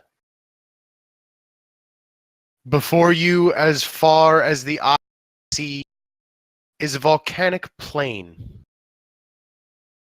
Most of it is hard rock, safe to walk on. But even in the rain, you can clearly see plumes of steam coming from where you can only imagine pockets of molten rock hide in amongst the niches and crevasses of this valley, ready to punish one wrong step. Galindin, as you kind of stand just off a little bit from the party, you feel your chest get a little bit warmer. You look down at the token given to you by Quirk, filled with labyrinthian symbols. You see it begin to kind of glow again. And you realize that enough time has passed that you can now use it to find the path. I will. See if we're still going in the right direction and maybe how much longer it'll take. Okay. From where you are, you realize that you now need to travel just about due west. And that Omu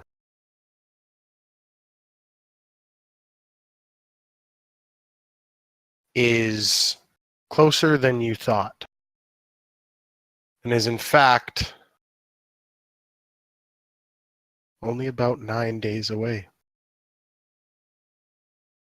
We should get there with just under a 10-day. That's Sim going looks at the regular Morthos. pace.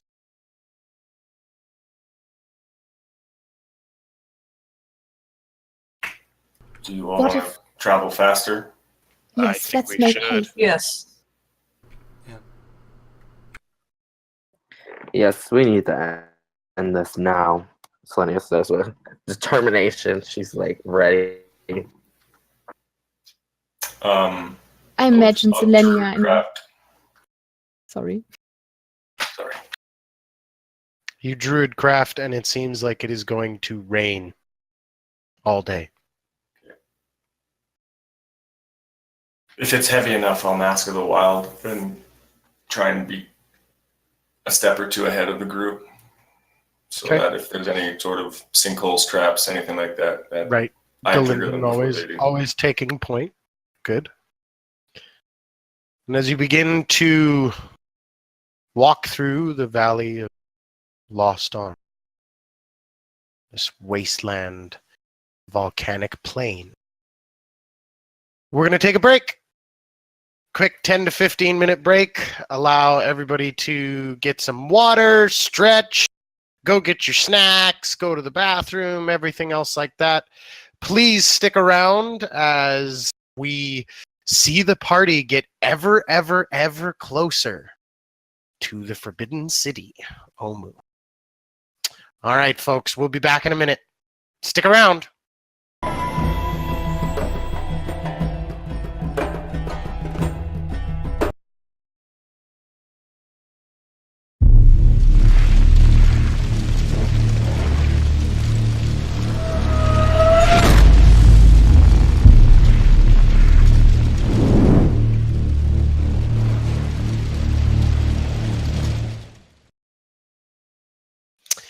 Hello and welcome back, everybody. We are Fumbles and Fame, and we are playing Tomb of Annihilation, Episode 13, Beginning of the End.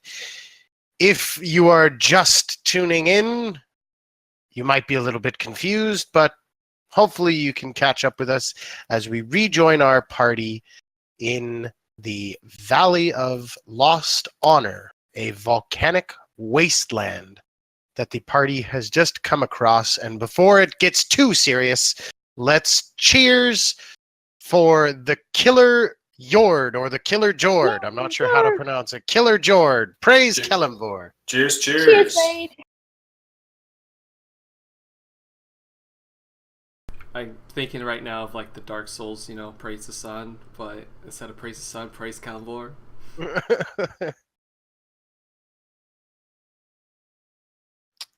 All right. So, what do you wish to do, guys? Keep moving. Yeah. All right. Are you attempting to do a fast pace? Yes. I'm ahead of the Okay. gang. All right. We got our spunk back. We're ready to go. I want Galinden to make a perception check. And I want... Who would be leading kind of the main group? I guess it's Galinden, but Galinden's ahead kind of scouting, so I need a navigator of the party. I volunteer. Okay, roll a survival check, please. I got an 11. Okay. Can I assist Selenia? You can assist Selenia, absolutely.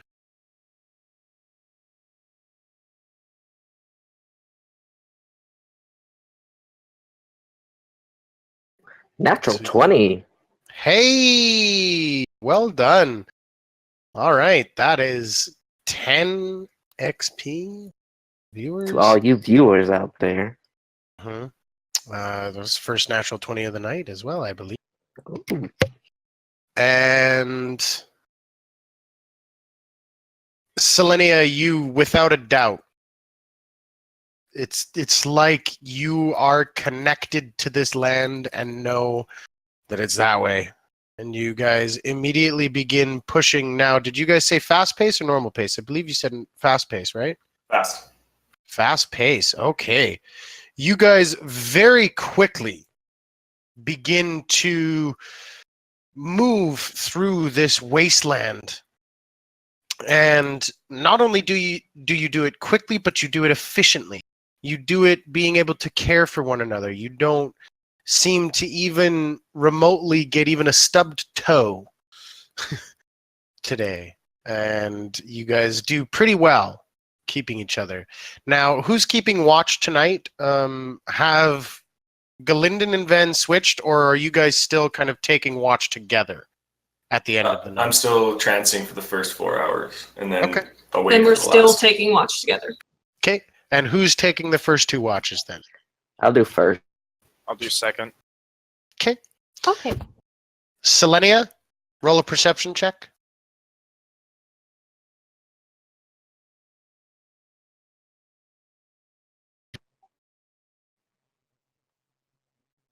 Uh, 21. 21. Okay. Nothing seems to be around. Your watch passes uneventfully. Sin, perception check. 14. Nothing of note. Nothing kind of catches your eye. Nothing seems to threaten. I'm just going to be my axe upside down as I walk up. So it's basically twirling and I'm catching it, just walking around. And the final two on watch, both of you can roll a separate perception check. 11. 8.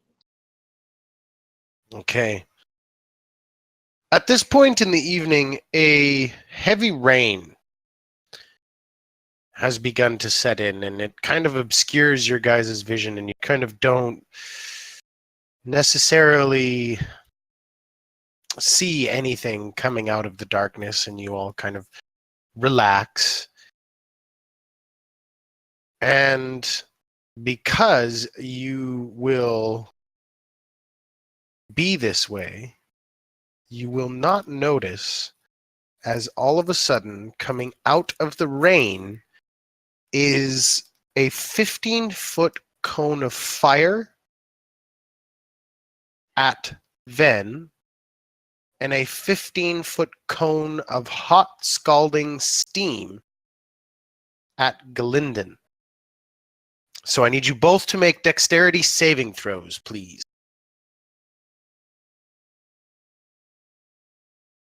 16. Natural 1. Ooh. Rolls 16. reversed. Jumping out of the way, then you take a little bit of scalding. It is only 6 points of fire damage, but you halved that down to 3. And Galinden, the steam launches out at you and scalds you for 3 points of fire damage. That was the surprise round. I want everybody to roll initiative, please.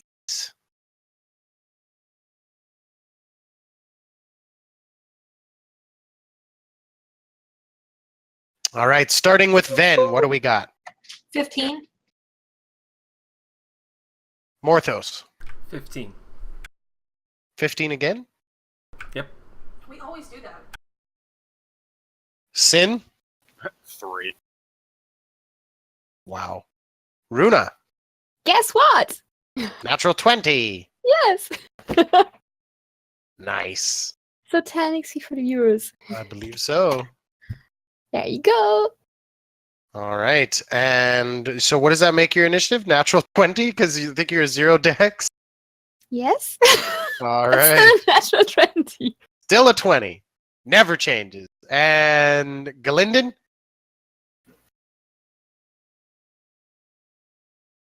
Galinden, your initiative? 14. 14. Yeah, okay. And Selenia? 17. All right. Initiative. Ooh, 17 for me as well. All right. I would assume that Ven and Galinden would shout out immediately. Yeah. Then would scream, ow.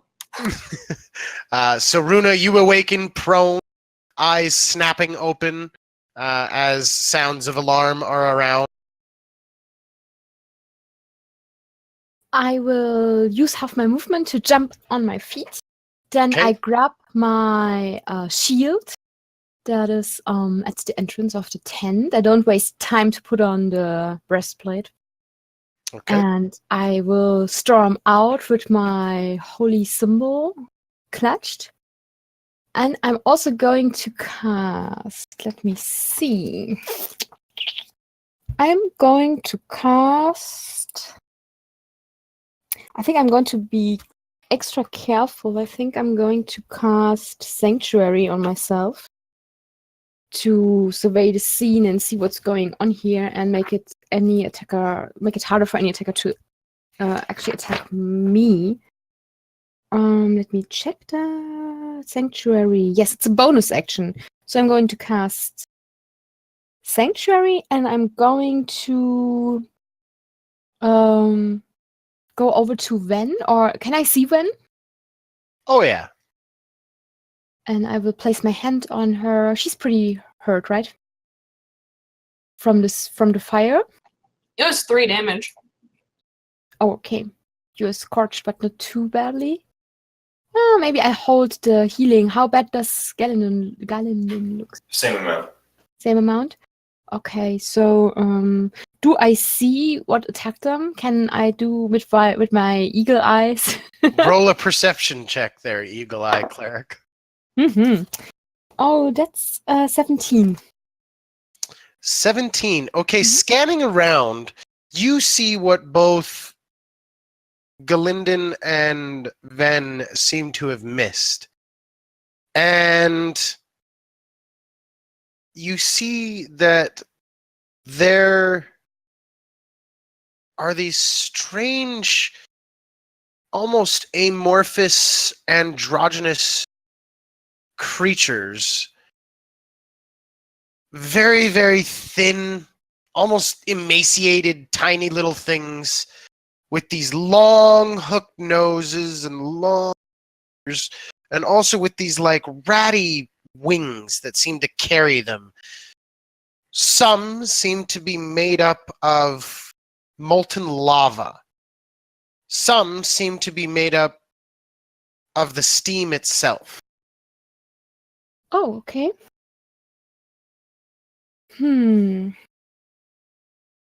So no undead, right? I think I am going to. I still have an action left. I'm going to.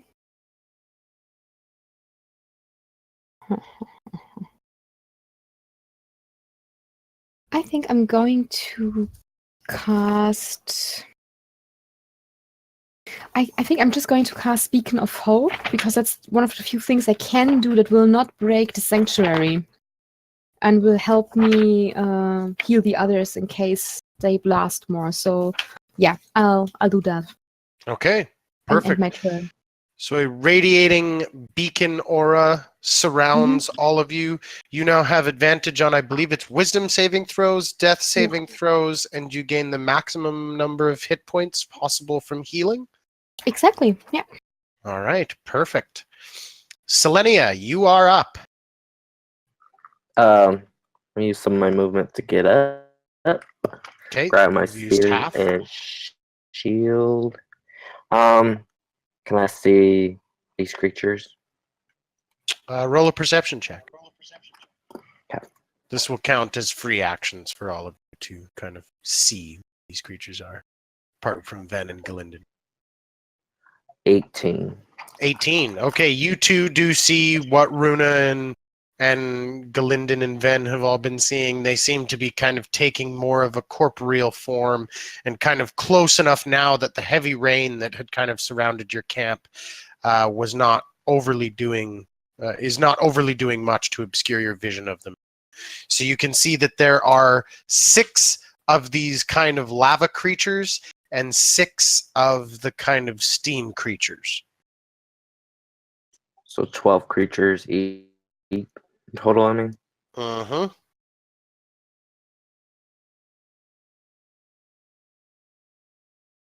Okay. Let me see what can I do. Any in range of me? In range as in for a ranged attack, or in range as in for your spear? Like melee attack. Yeah, melee attack. So if I Um, move up to 1, yeah, you will I could still be probably able get to on reach it? one of the magma. One of the magma things within reach of Yeah, your I'll do spear. that. Yeah, Okay. I'm gonna do that. Sounds good. I'm gonna do attack. Excellent. So I'm gonna roll both the extra attack too with it. Sounds great. One's at 18. Well, I gotta do math. I'm assuming 18 hits, right? 18 does hit, yes. Okay, the other one's a 6 plus a 5 plus My proficiency 14. 14 also hits. Sweet damage.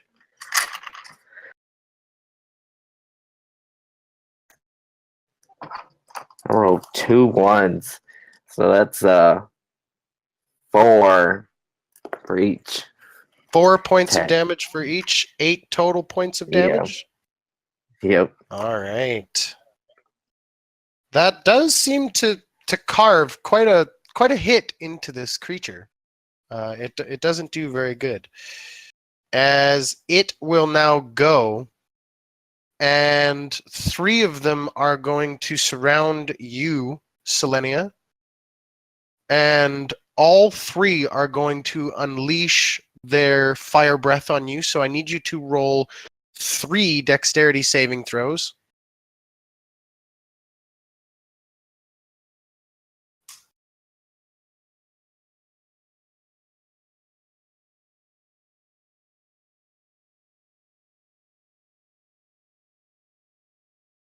Okay. 14, 14, and 6. 14, 14, and 6. 14 and 14 are a pass. 6 is a fail, so you'll only take half damage from the first 2.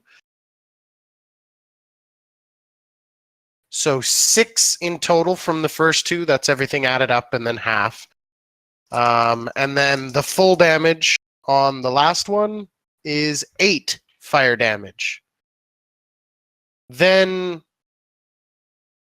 2 of the magma creatures are going to hang back and breathe flame once again, except this time on Sin. And the other one is going to fly up and try and bite Runa. So, Sin, I need you to make 2 dexterity saving throws.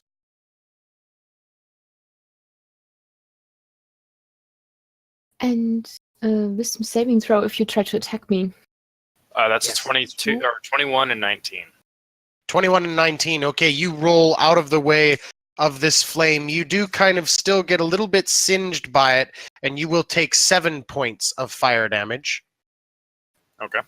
Runa, my wisdom saving throw to hit you fails. So it does it specify that I have to make another attack on a different person, or just the attack fizzles? I can't. On a failed save, the creature must choose a new target or lose the attack or spell.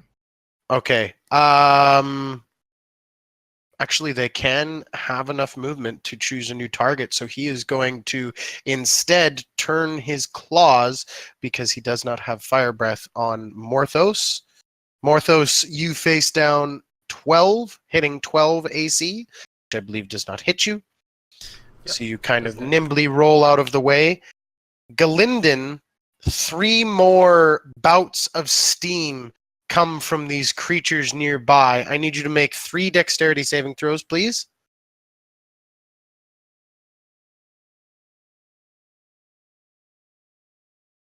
My lowest is an 18. All right, so you'll only take half from all of these.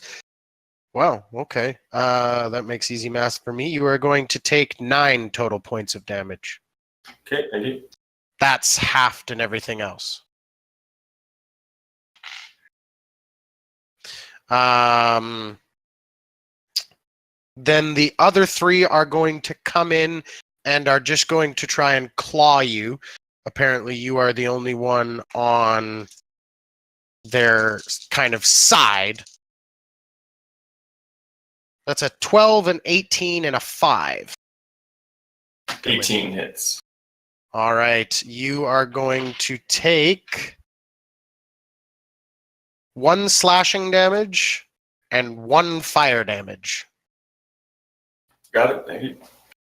Perfect. As we come now to Ven or Morthos, whoever is faster, which I believe is Morthos by 1.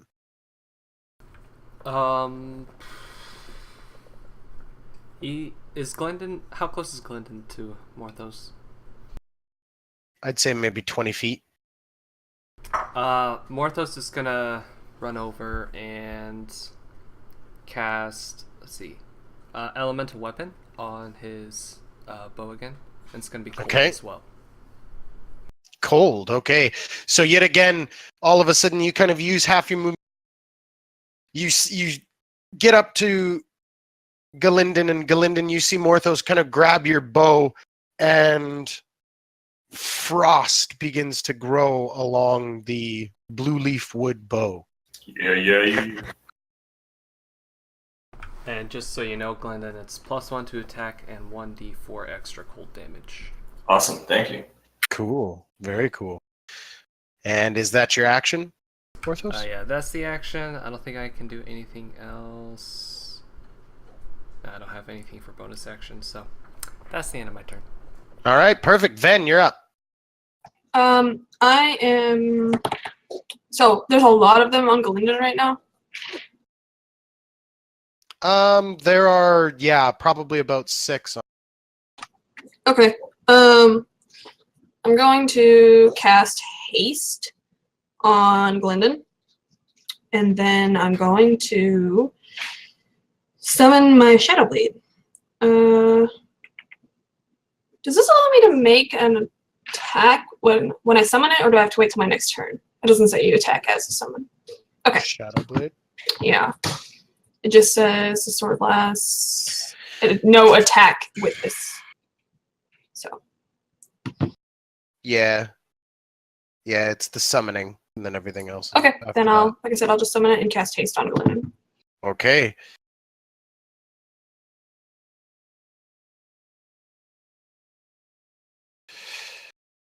Galinden, you are up now as you feel yourself getting faster. You feel like you could do more.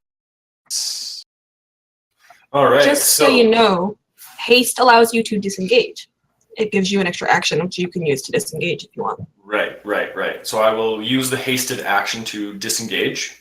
Okay. As I'm disengaging, I'll do like the old Mongolian like strafe around the bad guys and shoot.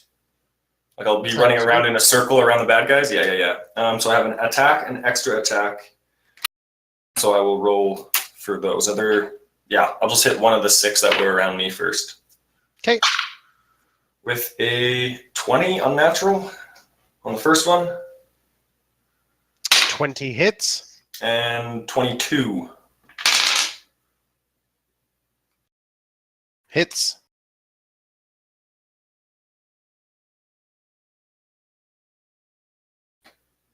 $16 piercing and 1 cold. On the first hit. Piercing and 1 cold. You notice that the cold doesn't seem to have a particular effect on this creature, but it does seem to almost be done by the amount of damage you did. Okay, I'm gonna. I'm gonna go for a separate one that hasn't been attacked yet. Hopefully, I can kill it in one shot. Okay. My damage for that. Oh my god, max on the die. So 8, 9, 10, 13, 23 piercing and 4 cold. This time, one of the steam creatures dissipates. Just Cool. I will use an action surge to get 2 more attacks. all right. And I would like to hit the magma people with the cold. I want to see if that does anything extra. Sure. So I rolled a 13 and a 17. Both hit. Cool. Damage for that. Now, are you attacking the magma one that Ven hit? Yeah, No, I'll do that. No, Selenia. Whichever one attacking magma one. Yeah, whichever one got hit. Yeah. So I got 3 cold and I've got 19 piercing.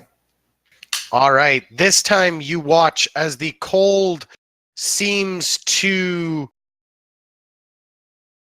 encrust this magma creature and then shatter it as the kind of rest of the arrow kind of punctures through it, and it too falls down dead.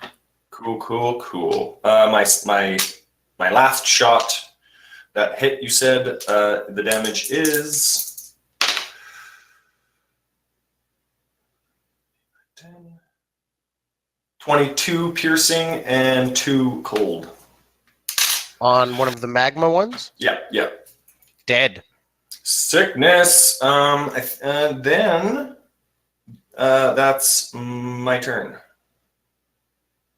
All right. As we come to Sin now.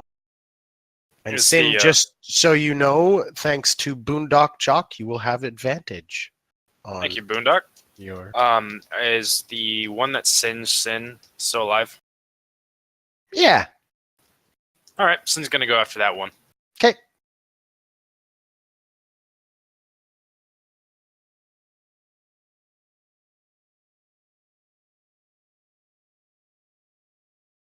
Okay, so that is a 26 and a 15 to hit. Both will hit. Okay.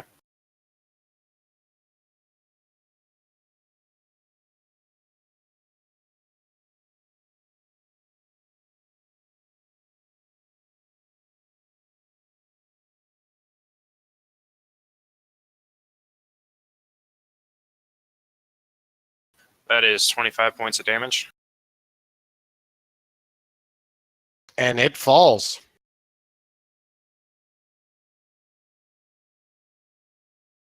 Oh, and because it falls, I will hit the next closest thing. Yeah, you're welcome for waiting for you to remember that. So I don't. It's been a no, while since I I've know used it's it. been a while since you've had dropped something in one attack.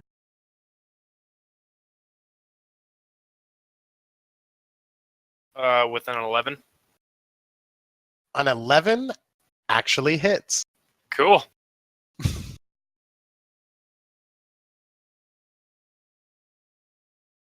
With an 18. 18 points of damage. This time it manages to stay one of these creatures. Okay. Done damage to get it.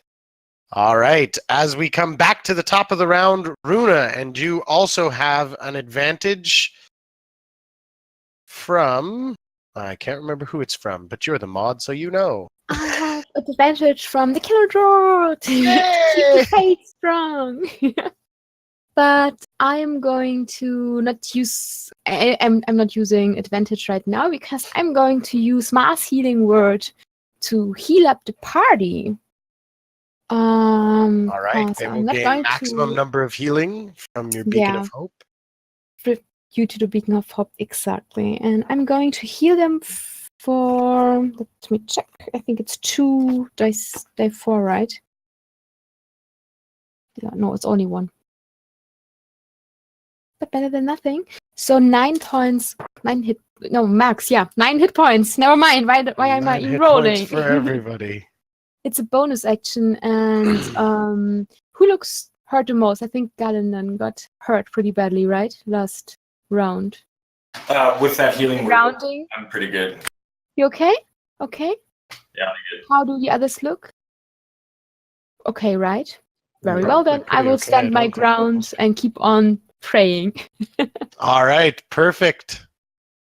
Selenia, Oh, you but just are... maybe just a second, we could cheer to Bunajak because he Sure, redeemed let's tears. cheers to Boondock Jock. And Cheers. Cheers, brother.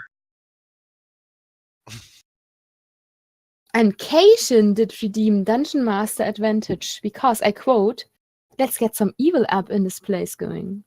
Yes, so that's 2 I have, correct? Yeah. All I right. guess.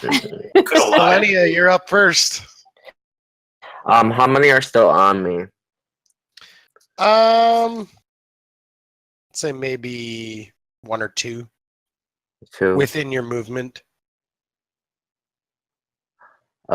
Question. Can I do like a swipe attack? Like I can hit both of them at the same time?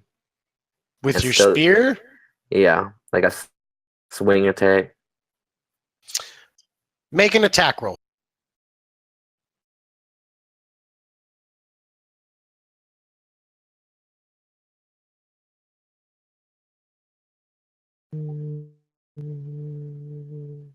Gotta do math.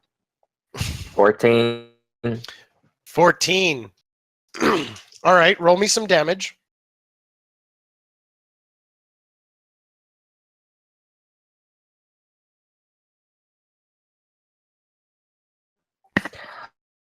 Uh, 9 damage. Okay, as you literally slice with the side of your spear blade, you push on and hit another one, and it failed its strength save against the attack roll you made, and so is knocked prone.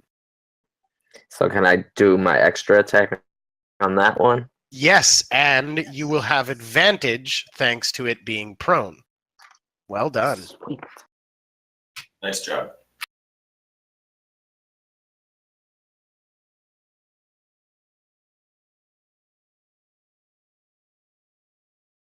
That's 13 low rolls. 13 hits. Sweet.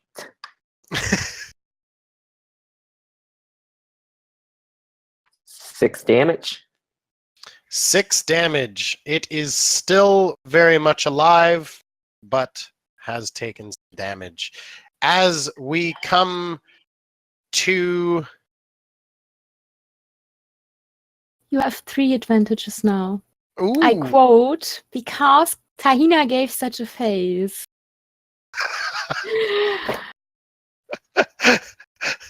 All And right. 2 party potions.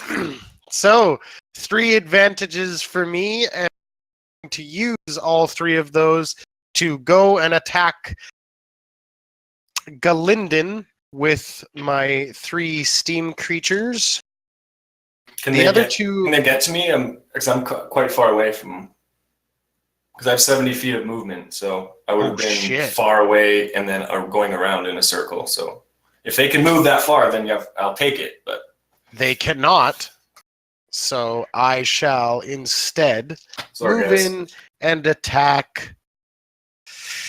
As you were on that side. Actually, they would attack Runa because most people have been distracted by the magma Mifits. But because Runa has Sanctuary, they have to make a Wisdom saving throw, which they will use their advantage on. So the first one is Wisdom saving throw at advantage, and rolled an 8. So that fails. Second one is going to attempt to strike. Fails its one as well. The third one rolls a natural 20, so will land its attack. Now, that doesn't mean that the other 2 fail their attack. Actually, they have to let it go, the spacing of it. So, just 1 attack on you.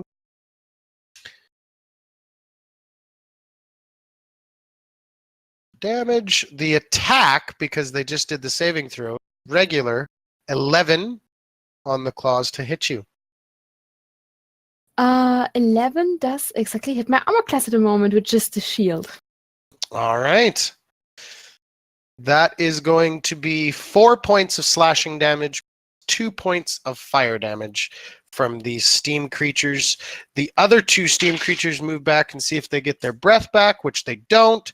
The 2 magma creatures move on to Selenia and attack. Ooh! Selenia, apparently they are not happy with you for 20 and 20, both unnatural. Well, that hits. All right. You are going to take 2 points of slashing damage and points of fire damage. Can you say that one more time? 2 points of slashing damage. 2 points of slashing damage and 4 points of fire damage.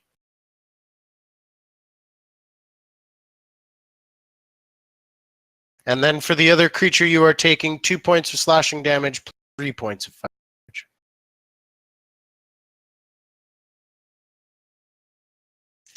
And that is them.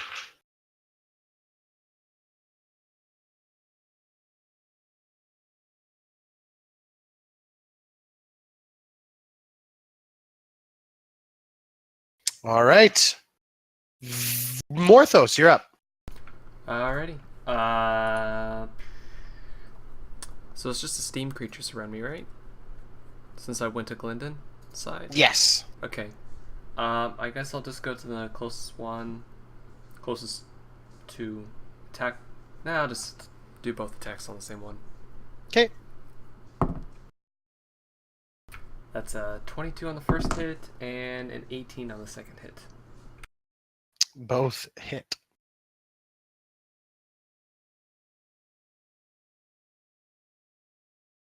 Math. 19 total?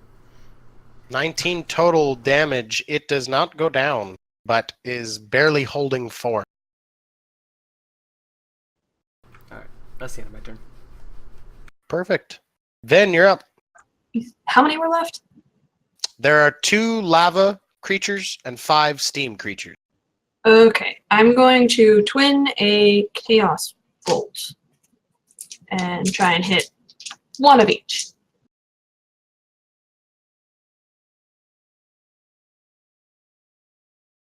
Oh no.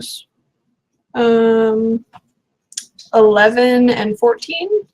Both hit. Oh, okay.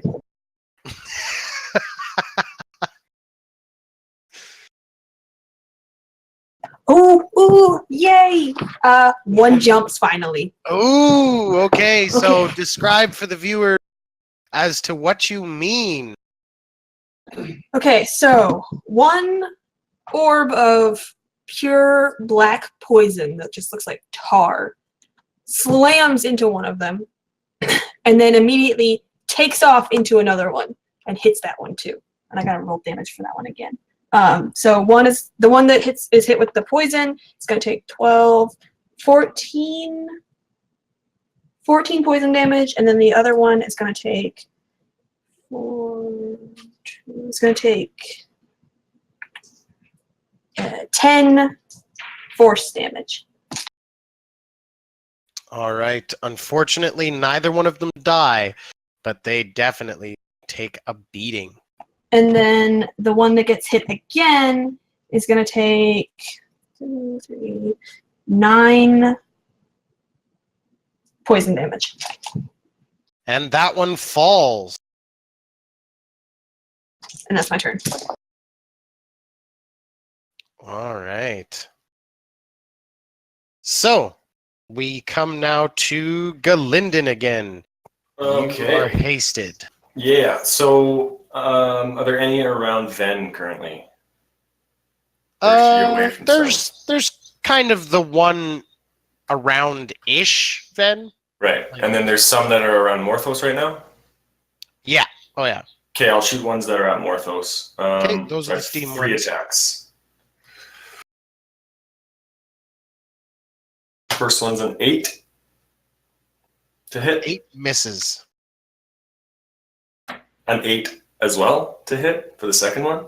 Misses. My last hasted attack. That's better. 19. Hits. For 3 cold, 22 piercing. All right. It falls. And I'll continue to run around in a circle, about 50 feet away from the center. Like, if Rune is the center, I'll call Rune the center of Sure. my circle. And so, yeah. Sounds good. As we come to Sin. I'm gonna smack the one that's in front of me. How many are near me? 1, because you were attacking the lava side. Okay. So there's Yep. 1 left near Ven. All right.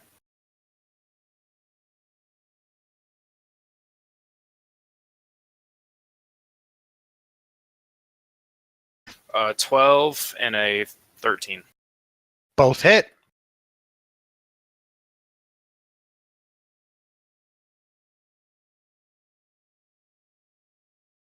$11 and 10. 11 and 10 for damage. 21 total. It falls. Magma creatures dead. Can I run Runa. another one? Oh, yes, you can. There you go. I- Because you haven't used any movement. Yeah, absolutely. Yep. Do- I'm gonna. So, what would be the next one in my like? If I turn my head. A steam person next to Morthos. I look at Morthos and I look at the steam and I kind of like grin like you're next, bitch. And I run up to it. Okay.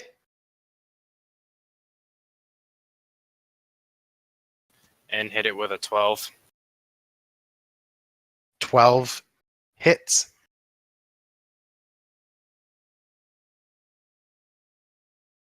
With a 14. 14 points of damage. This one falls as well.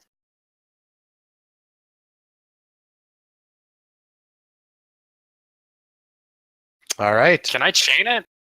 I'm not sure. What's the wording on it?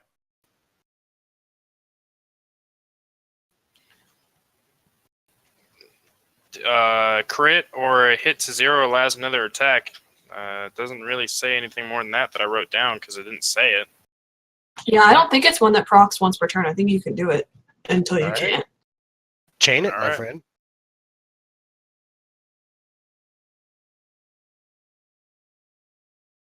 $19 plus 8, so 27.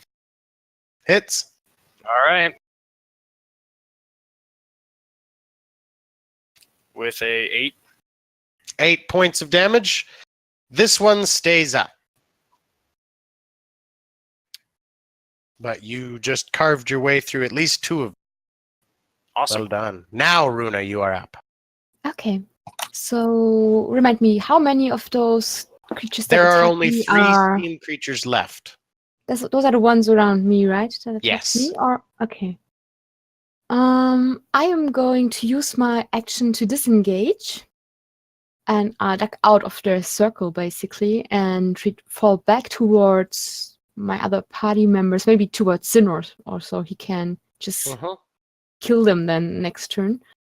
And no one looks too hurt right now, right? I don't think so. No, so at least I did not hear anyone getting too much damage. So I think I just take cover basically behind Sin, giving him this clap on the shoulder like, go get him!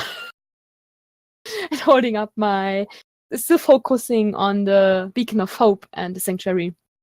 Okay. Selenia. Okay. Is the one that I knocked prone is still alive, right? No, that was one of the magma creatures. Okay. All right. Would be the next closest one to me.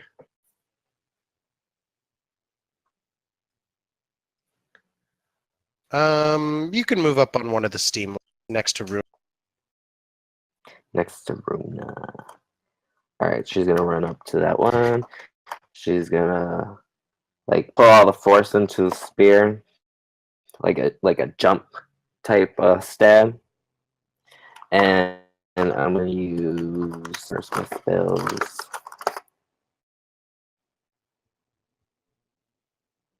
Searing Smite. I don't know how to use that. Okay. Spells. Let's roll for attack first. Ooh. Oh, it's a 9. 9 plus 18 hits. Yes, it does.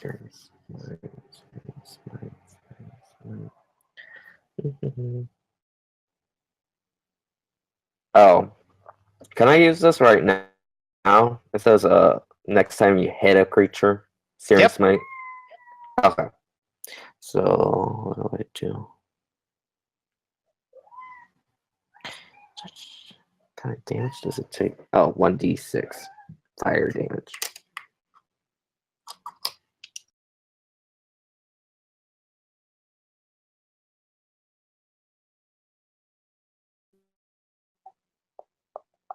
Uh, 12 damage 12 damage. total. It falls. Okay. Is that all my movement, or could I make it to the next one? Let's say you make it to the next one. Okay. I'm gonna attack that one.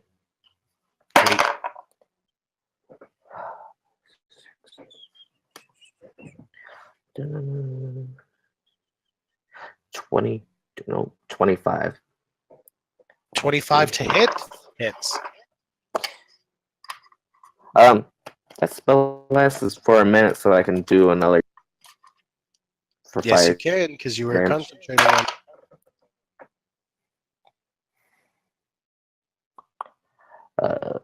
8 damage.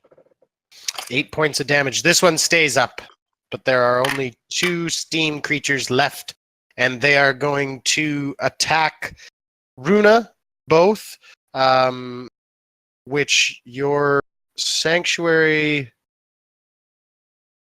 Because one did get past your sanctuary, correct? Last round? Last round, yeah. When does sanctuary refresh? The start of your turn? I mean, I think it's constant. It's gone. 1 minute. They do have everyone that does an attack has to do the will save in order to attack me. It does not break it if someone gets through. It's still on me. As long as I don't do anything that's hostile. As long as you don't break it. Fine. Okay, exactly. so they will both make a wisdom saving throw. One will be at advantage thanks to Moth Banquet Okay. to make the wisdom save. Wow. Nope. 9. Question. I forgot. That one that I stabbed, since I Yep. survived, it has to make Constitution saving throw on its turn. If it fails, it takes a 1d6 fire Okay. damage. The other wisdom saving throw failed. And then the Constitution saving throw also fails, but before you roll damage, I will just tell you that the fire damage will have 0 effect. All right, that's them. Sanctuary pulling it out to save the half-clad cleric wearing almost nothing but a shield and a nightshirt. Yeah, just nightshirt and a shield. All right. And a holy symbol. And Ven, you are... Morthos, because between you two and Morthos is faster. Yeah. Guess I'll do the same thing again. Attack twice. Okay. I doubt the first one's gonna hit. That's a 10, and the other's a 15. 10 hits, 15 also hits. Awesome.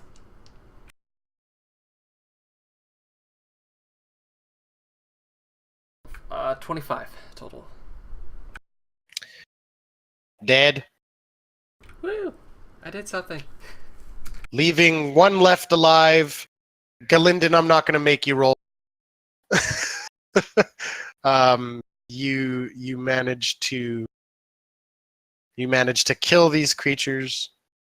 You all kind of go back to bed and... I Mask of the Wild and I leave. Okay. Is he less social, or am I crazy? Yeah, what's up with him? I say, standing there, my hair just messed up. Something might be wrong psychologically with him. Oh, I have no doubt about that. But And when I leave, I'll use Second Wind to heal myself. D10 plus my level. How's everyone holding up? I ask the others. Oh, Still I'm- have to slow. I'm great. Yeah, You fine. did fantastic, I say, and hold your shoulders. That spell! That was what you told me. What It happened finally here. worked! It was... I'm basically jumping and I'm really happy that it worked. Then walks up and goes like, "Give me high five," I jump. and you miss. Too slow. I punch you in the Oh. chest. I say, good banter. And Slaying comes out and says, "You did a good job." Oh, thank you. I hit once. Well then. Let's So, hope for more. back to bed, I say. What time? Can we tell what It's time very it is now? early morning. Runa, you have had the effects of...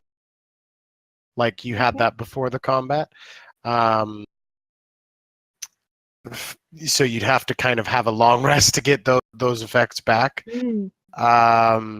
Same with Morthos, and same with Sin. Ven and Galinden as well. No, Sin, you only had half watch, so you're technically the only one that really needs to go back to bed. He goes back to bed. Drops his axe and just sleeps. Okay. Because of how the hours work. I'm going to put on my stuff, my new breastplate, and whoever has watch now, which is Wen, right? Yeah, Ven Um, and Galinden, but Galinden just disappeared. He's I'm going pouting. to keep her company. Morthos might as well stay up as well. What Yeah, do I'm you think is going Did I on get with the- them? I was gonna ask about the. You took first watch, so no, you need to go back to bed as well, actually. Okay. Hmm. I'll go back to it. He's hidden by Mask of the Wild, but I'm very perceptive. Can I see him? Sure. Mhm. Galinden, roll a stealth check at advantage, and Runa, roll a perception check. Okay. I got natural 19 for. Where's my stealth? 24.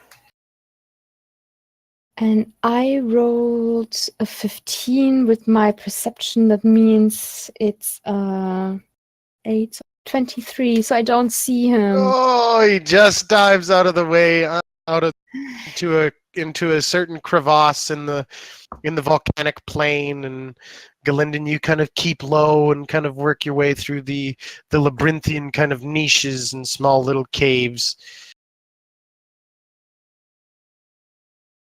For the God, last thrown upon cowardice. for the last I few hate days, you. all that's been on my mind is my family. Right. Okay. So I just go kind back of to the fire, and I sit and say, I don't know. He disappeared. He's good at that. He's broody. Was he always that broody? No, it seemed to have gotten worse lately.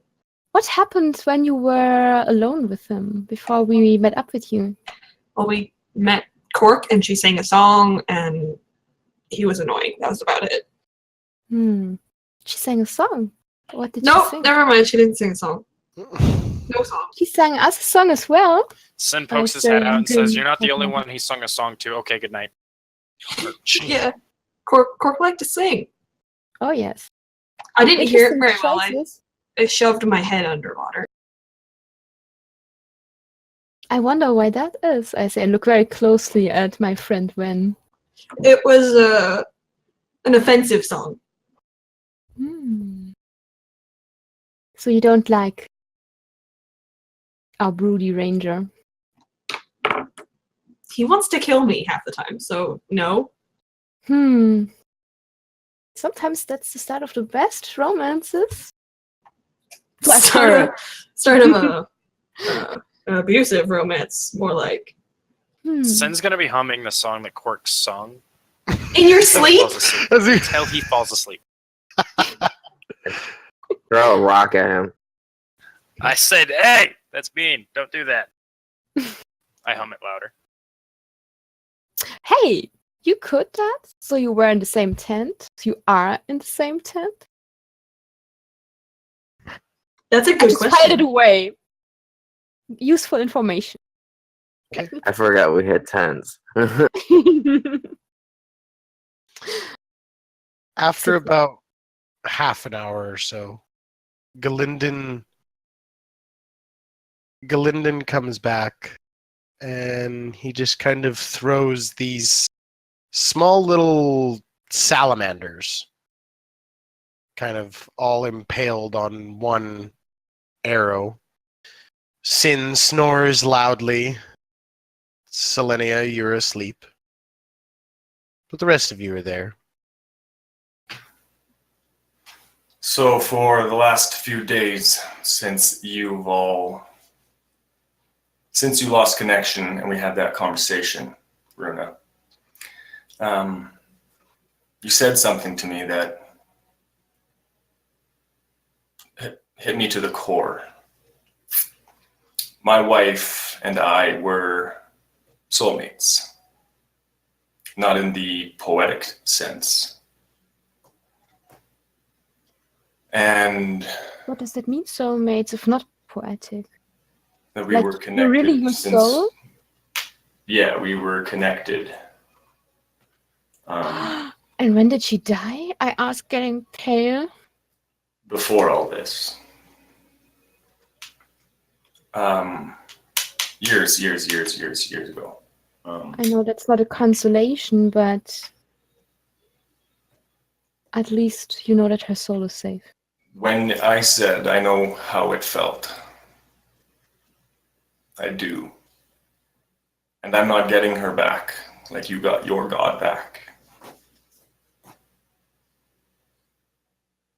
I will never see her again, or my child. That glaive that I had was the last memory I had of her. I will never be reconnected the way you have been reconnected.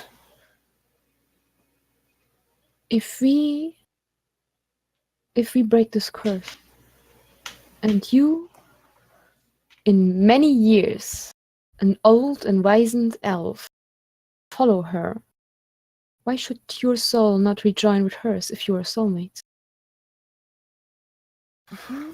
Perhaps it will, In but many years, it's not an guaranteed. old and wizened elf. What in life is? Something strange happened when she died, when she was killed. That I can't explain. I don't know how to explain it. I found seclusion and lived for 70 years by myself until coming here. That is a long time. Not too enough. I am very But- sorry for your loss. Yeah, we all are. So just know that while it was terrible that you lost that connection for one day, for the next 500, 600, 700 years, I will never get that connection again. I have faith that if we are successful in our mission, that you will rejoin her sometime. But, you know, in that moment when I felt that loss so keenly, I really did think that just as we learned, he was destroyed by what is going on underneath the city of Omu. So I did not know at that moment of grief that it would be only one day. I thought it was forever. So I am very sorry that I lashed out and hurt your feelings, but in that moment, my emotions are very strong. And I think that moment when your wife died and someone would have come to you and told you that everything would be okay or that you will be able to go on, you might not want to hear that either in that exact moment. But remember, that's not what I said. Yeah. I said we needed to keep moving. I have to say, I don't really recall what everyone was saying because I was so lost in this disjunction of when I was suddenly all alone and my soul was no longer connected to he whom I serve. But And I am sorry.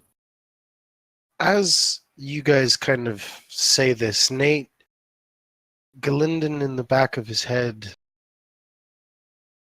he hears the grandfather tree say once again, "What is balance?" Kind of see him like,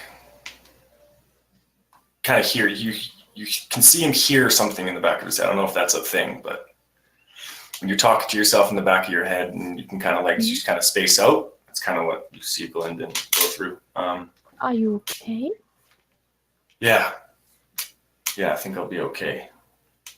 Once Sin is awake, maybe we should head out. We're getting I there agree. day by day closer. Perhaps I I will cannot meet my wait. wife soon enough. Maybe. I, for myself, can only say that I'm very grateful for your help in tracking and finding the path and providing the party. And I can't wait to get to this cursed city, and as lost as I felt, I'm so angry when I think of the creature, this foul creature who created all this misery, who's the cause for so much suffering, for all those souls being destroyed, lost in the weave, never to be found again. And I can't wait to get there.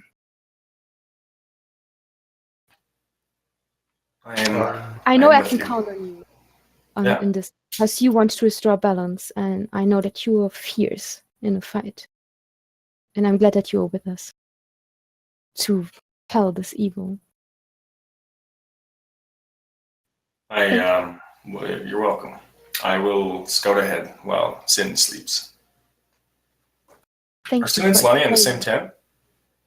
No, I knew it! but the tents are very close together. Their tent's got. Are they holding hands underneath the tent? No, Sin and Selenia haven't gotten to that comfortability where they sleep in the same tent. So one of them left afterwards. Is that Yeah, what you're saying? I'll mask it up. Easy. Go ahead. Easy. So all of our tents are like evenly spaced with like a nice little like front porch area, and a side yard, and then theirs are like right next to each other. Somewhat. Enough to where we could actually kind of like whisper, but not be heard. But Yeah. still talk shit on all of you. Like I can hear him humming. Yep. All right. So, for the sake of brevity, the two that still needed to gain a couple of hours of sleep do so. So you two will actually get the benefits of your long rest now. Do I get my hit points back for this? Yes, you will. Because of the benefits of the long rest. And Galinden, you come back every once in a while, kind of reporting. And you come back having actually seen something that you think the party might like to see. Oh? Yeah. I lead them there. All right. So, moving on, and I'm going to get you to roll a navigation check, Selenia. So a survival check, but I'm going to give it to you at advantage because Galinden has kind of scouted ahead at this point. And we got DC down from Exilium to help. Maybe that would be a Hey, there perfect you time to put it in. Mhm.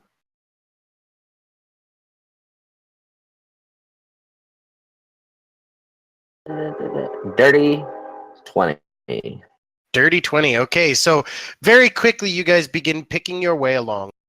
And about mid-morning, all of a sudden off in the distance, you can begin to see smaller peaks of black, kind of razor-thin rock thrusting up into the sky off to your left or the north part of this valley. They almost appear to be monstrous black blades reaching up and looming over the valley they shadow. And as you get closer, around midday, you can see that it is a volcanic valley that has thousands upon thousands of jagged blade-like protrusions, creating almost a forest in a sense. And within that, you can see the red glow indicating where rivers of magma still flow. And you're kind of all caught by the beauty of it all. You know, you're kind of all looking at this kind of harsh, beautiful thing that you would never see anywhere else. And for a split second, you're kind of almost glad you've come here. You know, almost it's that moment where you're kind of like, well, I'd never see that anywhere else in the world but here. And you also, with the navigation and everything else, you also realize that on your maps, you are located probably a couple tiles south in the Valley of Lost Honor, just a couple of tiles south of Ataz Yikilwazi.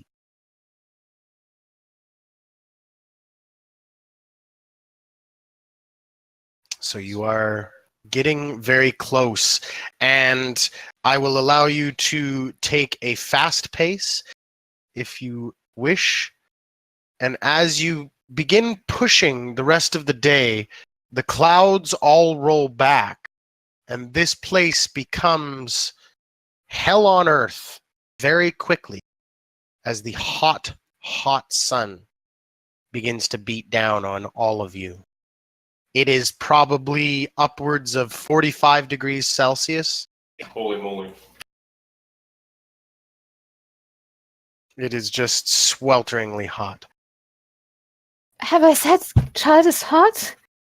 Never mind. This is.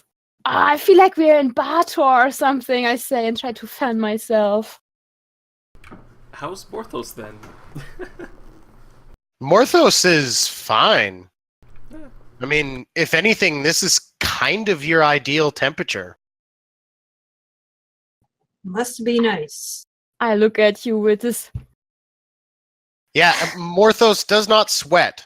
The rest of you are just drenched.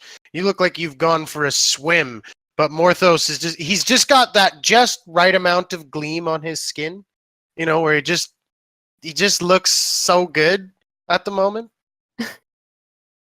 While Ugh. looking so miserable at the same time.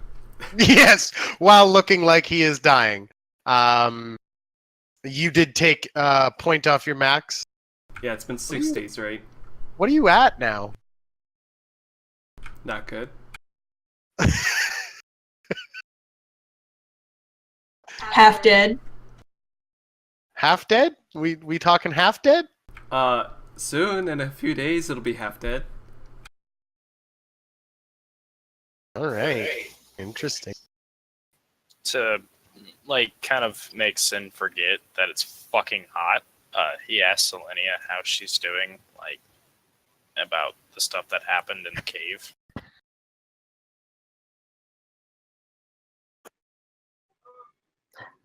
You're referring to her vision, right? Yes, the vision. Yeah, when she passed out, so she didn't really tell you guys yet. She's over here fanning herself actually, you guys, as we all walk. When I passed out, I actually had a dream vision, like I was in a beautiful city. It was empty. I heard a voice asking me, where it was a woman's voice, where her love was, and it was strange. I didn't recognize this voice or anything. And then she asked about artists. Yeah, artists. And Really quickly, can I interrupt? Is this conversation private away from the rest of the party, or can the party hear you? I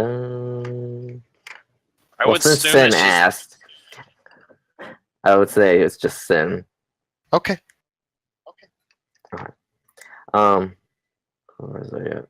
Please Yeah, continue. it was artist. Yeah, it was artist. And then when I said his name, the vision jumped to like the city was basically being destroyed, swarmed by zombies. Right? It was zombies, right? Yeah, Hordes and hordes of zombies. undead. Yep. Yeah. And then it showed this woman. She was said she was beautiful, right? She kind of looked like me, except for with brown hair. She held a baby in her hands, and not only that,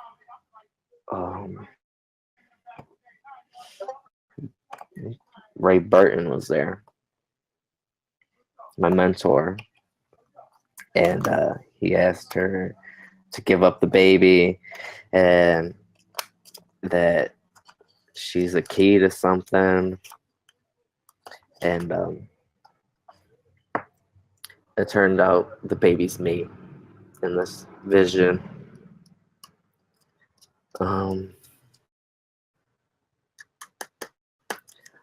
She stops for a minute, like tries to think about it some more, and Sin this whole time, yeah, says if you need time, still it's okay. she just shakes her head. No, I'm fine. I'm just confused. Like, I don't understand who this woman is. Like, I think she's my mother. And Ray Burton knew this whole time. I'm a little annoyed. I grew up not knowing who my parents were. And then I didn't know Ray Burton until I was 11 when he came to what was it? Camp Morning Lord. I think that's what it's called. I can't remember. With his troops, asked him to be his steward, or not steward, study under him, teach me his ways. Knew me this whole time. Knew where I came from, who my parents were, or at least my mother. I don't know. So understandingly, you're kind of pissed off about it? Yeah, very. I want answers. I want to understand why. But in that vision, my mother also said, at least I think she's my mother for sure. She's the protector of this city, and she couldn't leave. So, and then after the vision kind of jumped a bit, I was in Ray Burton's arms, and the city was drowned in a wave of water, like a ocean tsunami type washed over the city. And then that's when I woke up. And seeing you guys all around me, I just couldn't. I was trapped. That's why I ran. Yeah. Yeah. I didn't want. I'm not a emotional person. I don't like showing emotion. If you already didn't know. Would Sin have grasped that? Roll an intelligence check, then.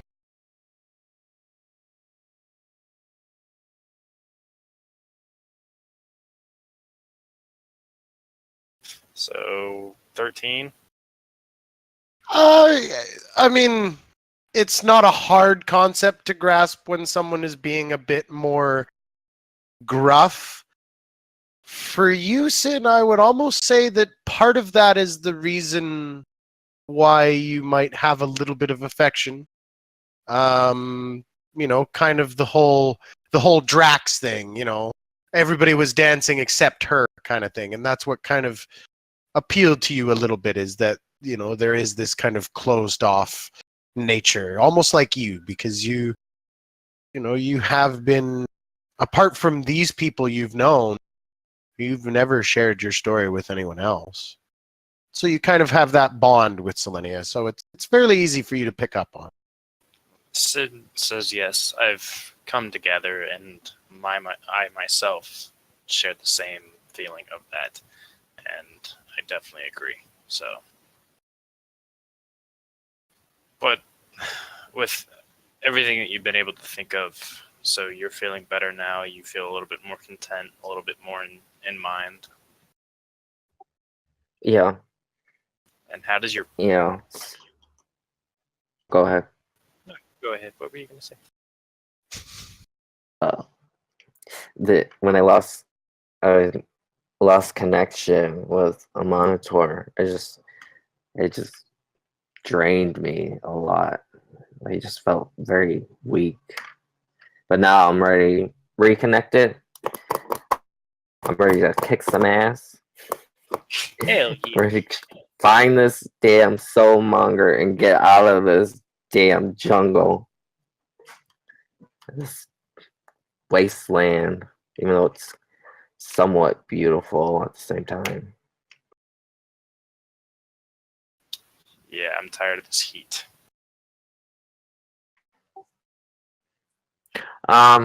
She's gonna look at him kind of and being a little yep. And then look away again. Sin says, "What was that?" It's like, let's go. No. Nothing, let's go. Sin like trudges his axe forward and says, "Move on, Autobots, roll out." Tolley, you're not pushing the button. As everybody, God damn it, as everybody moves along, pushing their way across this wasteland, another day goes by. The next day you wake up, Orthos, you lose max hit from the death curse. And it is still hot, if not hotter, probably pushing upwards of 50 degrees Celsius now today. You swelter on. Graph the day to see if there's any respite from the heat. There does not seem to be. Sorry, guys. It's going to be a hot one again. I would like to see if I can do something about that. Now, are you going normal pace or fast pace for today? I say fast. I say fast. Probably fast. We're Yeah, trying to get I was out going of to say, here. whatever we choose, I'm still going to scout ahead. Okay. Okay. So, Selenia, I need you to make a survival check for me at advantage, thanks to Galindan scouting ahead.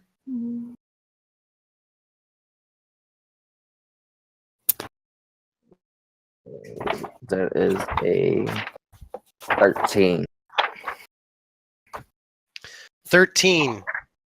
You seem to get a little stuck, and you don't gain as much ground during today as you would like. You know, it's kind of the land itself seems to always kind of think, okay, we got a good, nice long stretch, and then you get to a crevasse that you've got to like walk around and kind of be safe about it, and it's just and you just don't quite get as far as you'd like. Galindan, there is a certain point where you enter this area and it's mostly actually fine sand here, sitting at the bottom of this kind of crevasse that you'd have to kind of go down and cross and kind of come back up. And it's eerie down here. You can see that as the wind kind of comes whistling through the canyon here, it kind of blows off some sand just off the tip of a bleached white bone sticking out of the sand. I wait here for the rest of the group so that they don't go down there without, so we're all together, but kind of warning them about the ominousness of this valley or this canyon. Sounds good. So you all catch up. Galindan stands there waiting for you, looking down at this area. It's not very big. And you probably could, if you really, really want to, you probably could travel quite a ways around it, but that might add a day of travel. Whereas instead, you could simply just cross the kind of 2,000 feet of this kind of big crevasse that cuts into the valley,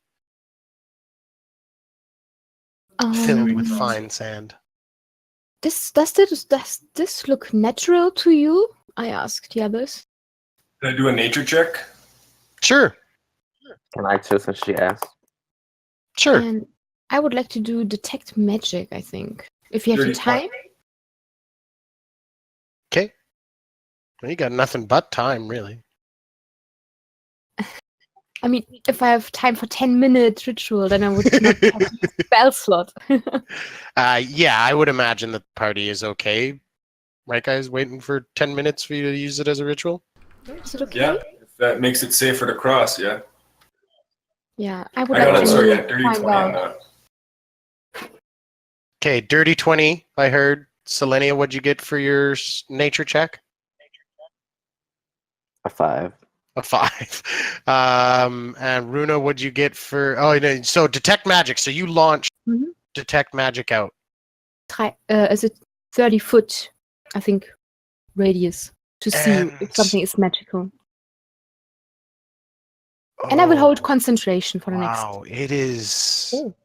What are you looking at? It's What am I looking at? it's different schools of magic clashing in on one another and breaking up again and then reforming, and it's just these small pockets of it, and like you could very easily distinguish a path through these kind of strange pockets of insane kind of breaking up and shattering energy. And you've seen this before. You remember when you were learning to become a cleric and of course studying the detect magic spell, a memory kind of comes back to you that you remember seeing something like this before. It was part of your test where they would take you through the streets of Waterdeep and kind of pointing out different places, have you detect magic on them and tell them what school, not knowing that they had placed something there for you to find. Mhm. But then they had taken you beneath the city into the sewers Oh. and had discussed with you the effects of the spell plague and how it kind of manifests itself and how it discerns over detect magic, and then that had of course launched into how to treat spell plague victims and everything else like that, and it had been this long lengthy thing, and finally you realized that maybe this crevasse was literally, maybe the molten rock was pulverized into dust by a wild release of magical energy way back during the spell plague. Hey, you guys.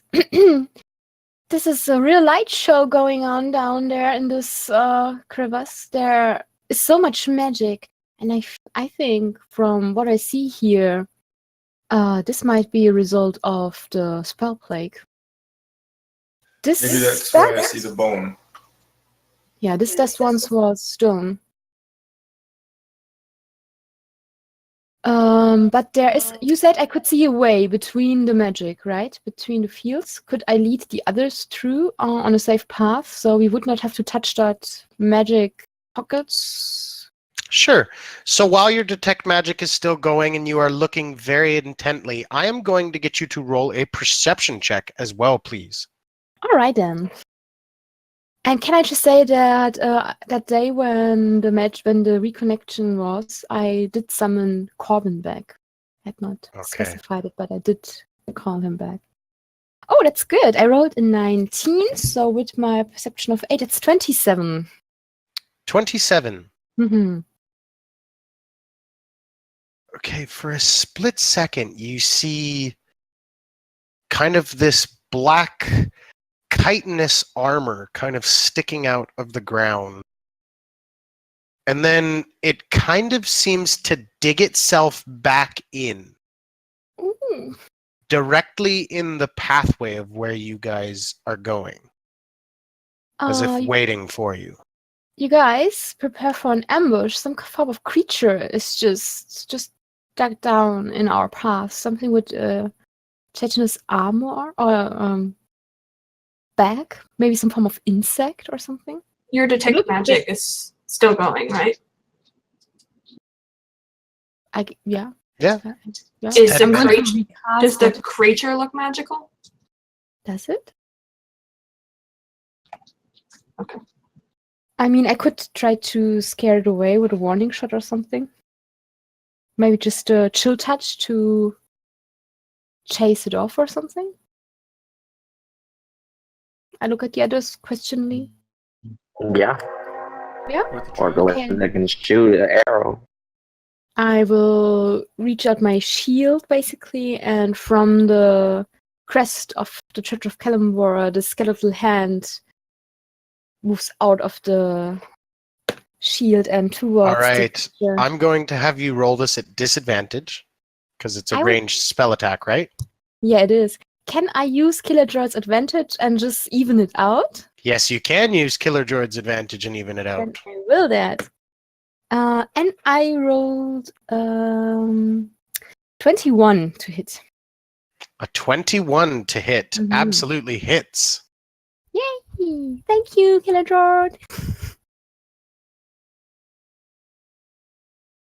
And oh yeah, damage. Sorry, dreaming instead of doing damage.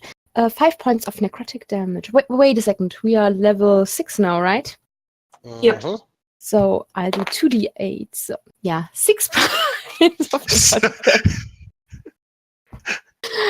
All right, and the sand bursts into two places as climbing out, probably about standing maybe 6 to 7 feet tall on 6 spindly chitinous armored covered legs, 2 large pincers in front of them, and 1 massive stinger curling around the back. 2 giant scorpions advance on the party. Everybody roll initiative.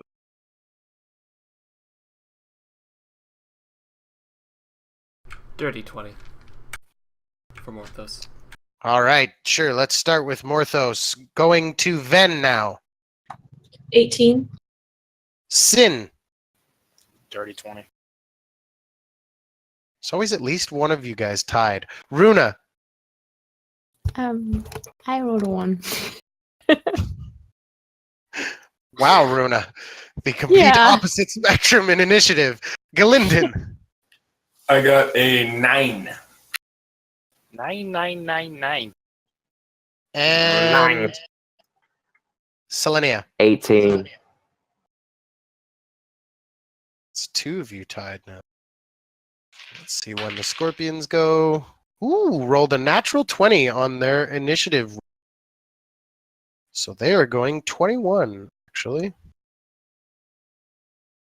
So really quick, you guys basically imagine that you've got enough free space to do everything. What's the kind of marching order? What's the kind of Avengers lineup look like standing down these 2 giant scorpions? I said I was in front with Galinden. Yeah, I assume I would have been near the front, if not Okay, the front. so But Runa was up Galinden front. in the leading us. front, Runa up front, Selenia up front. I take it Sin up front. Yeah, but Sin's rage is starting to surge. Okay, so you guys begin to see crackling lightning across his arms and everything else. And Ven and Morthos, you guys stand back, going up front. I will stay in the back. Probably between the front and the back. Okay, So, so yeah. right about the mid. So for the sake of this, I'm going to say that the front 4 are probably maybe 5, 10, somewhere in between feet apart. Then 5 feet back is Morthos, then 5 feet further back is Ven. The giant scorpions will close the gap and will stop for a second and break the game as we cheers to Gloss and Gadgets. Cheers. Cheers. All right. Ran out of this And time. the giant scorpions advance, one of them attacking Galinden, the other attacking Runa. And they will multi-attack 2 claws and a stinger. So Galinden, you are facing down AC 16, 14, and 17. 16 and 17 hit. All right, so 1 claw and 1 sting.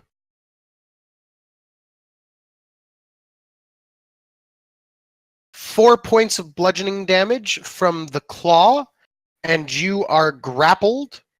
Now, grappled does not count as, unless it specifies that you are restrained. It did not have advantage, so the same stinger roll applies. It was just a base roll. So that will also hit you as well for the 17. That was that one. For 12 points of piercing damage. And I need you to make a Constitution saving throw. Wait a second. DC down for that saving throw, cause Glass and they are just spamming me. Thank Okay. you for my redemption. I got a 22. He also got saving throw advantage from aura protection by me. Oh yeah. All right. Yes, and stuff. So you pass your saving throw Constitution. You will still take half damage, which is 8 points of poison damage to you, Galindin. And then the 3 on Runa. And I believe I see a DM disadvantage.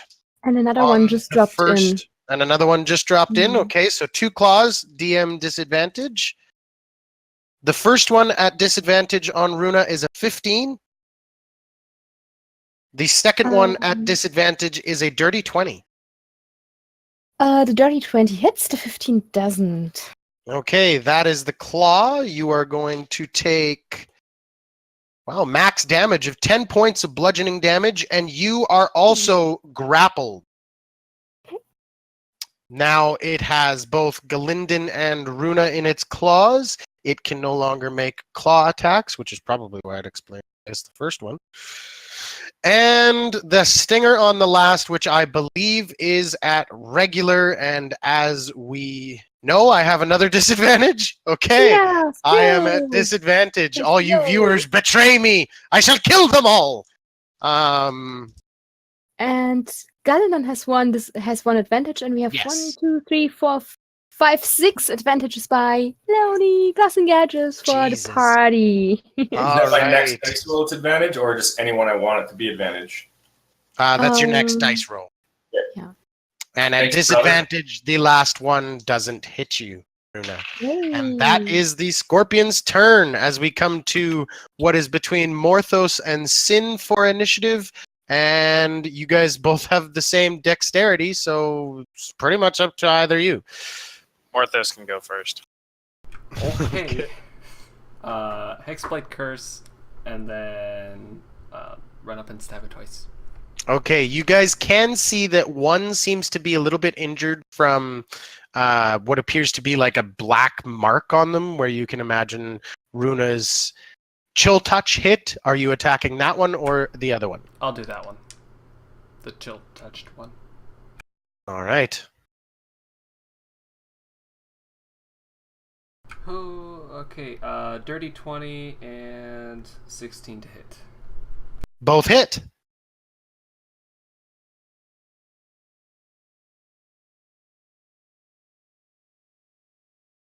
$22 total damage. 22 total damage. Wow. All right. You cut into this scorpion. Its kind of green insides seem to almost bleed out all over you, kind of splash on you, and you're just like, ugh. As we come to Sin now. Sin notices that cut, and he screams, and his eyes turn blue, and he goes in for the strikes. All right.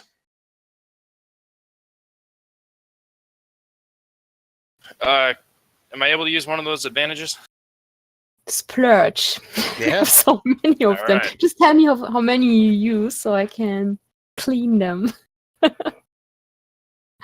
Thank you, Chad. And while he's mathing, we will quickly cheers to Cation. Thanks for the cheers, Tiamat. So that is a 23 to hit and a 11 to hit. 23 hits, 11 does not. Okay. And it is a dexterity saving throw for the aura, correct? Yes. Okay, so the one that was on, that Morthos has now advanced and attacked, was on Runa. So I need Runa. What's your aura's diameter? 10 feet. I need Runa, Morthos, Galindin, and Selenia to all make dexterity saving throws. Selenia, don't you have an aura too that helps with stuff? Yeah, it gives a Oh, +5 to saving throws, I think. If I can, I would like to use up one of those advantages. Can I as well? Yeah, go Because ahead. I'm really Use bad your at that. advantages, guys. The viewers have given to you. Equal to Okay. my You also have charisma advantage, modifier. even, right? Yes. Nice. My That's good. advantage, I got 2 9s. So that's cool. For a max total, we got +5 to our saving throws. Yeah. Then it's Okay. 17. 19 for me. Everybody has to beat a 13. Nope. Oh. Morthos doesn't beat it. I got a 19. Even Okay. with advantage, he rolled poorly. God. And the 2 scorpions out of the 2, 1 passed, which is the one you're not next to. So that's for my great axe damage. It's Right. 16 points of damage, and then through the lightning 16 damage. points of damage. Yep, and then it's Okay. 3 points of lightning damage. 3 points of lightning damage. The scorpion that both Morthos and Sin have tag teamed is almost dead. A couple of the legs are shorn off by lightning. It seems to just be kind of, moving around kind of awkwardly, very, very bloodied, critically injured as we come to the Ven and Selenia tie. And Ven, you beat Selenia for dexterity. So you're up first, Okay, I'm gonna Chaos Bolt the closest one. which would be the injured one. Oh, for an 11. An 11. That misses. Okay. We didn't have any more advantages, did we? Actually, I'm pretty sure you do. Oh. So We go ahead have and 2 roll left. again. If I did not lost the number somewhere. For 12. A 12 misses. Yeah. All right. Is that your... Yes, that's my turn. All right. Selenia, you're up. Okay. I'm gonna use aid. Cast the spell aid and give it to how many people? 3. Then Marthos and Runa. You guys now have a +5 your hit points.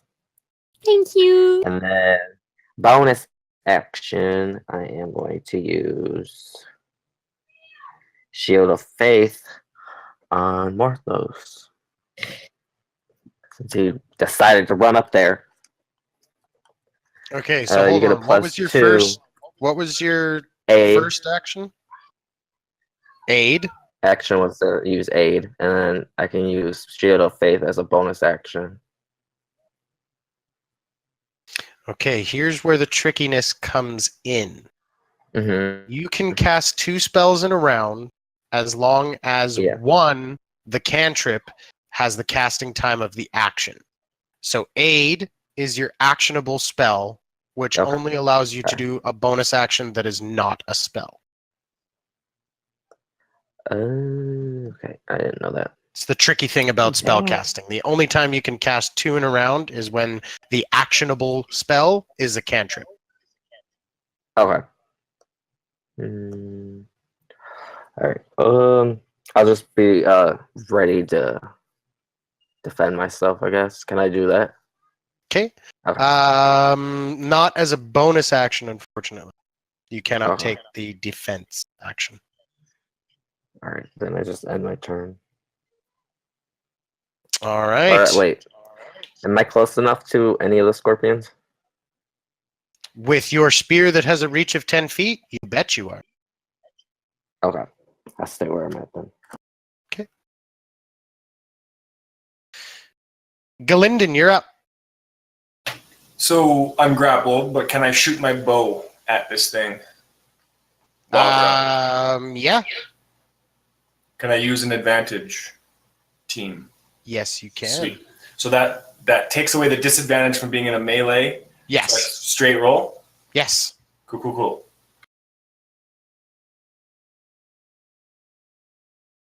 15 to hit.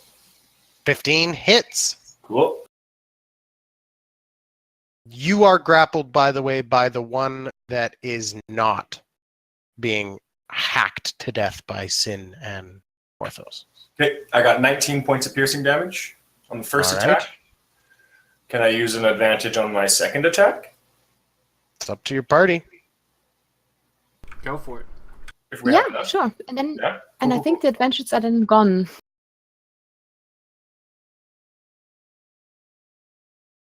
18 to hit on the second attack.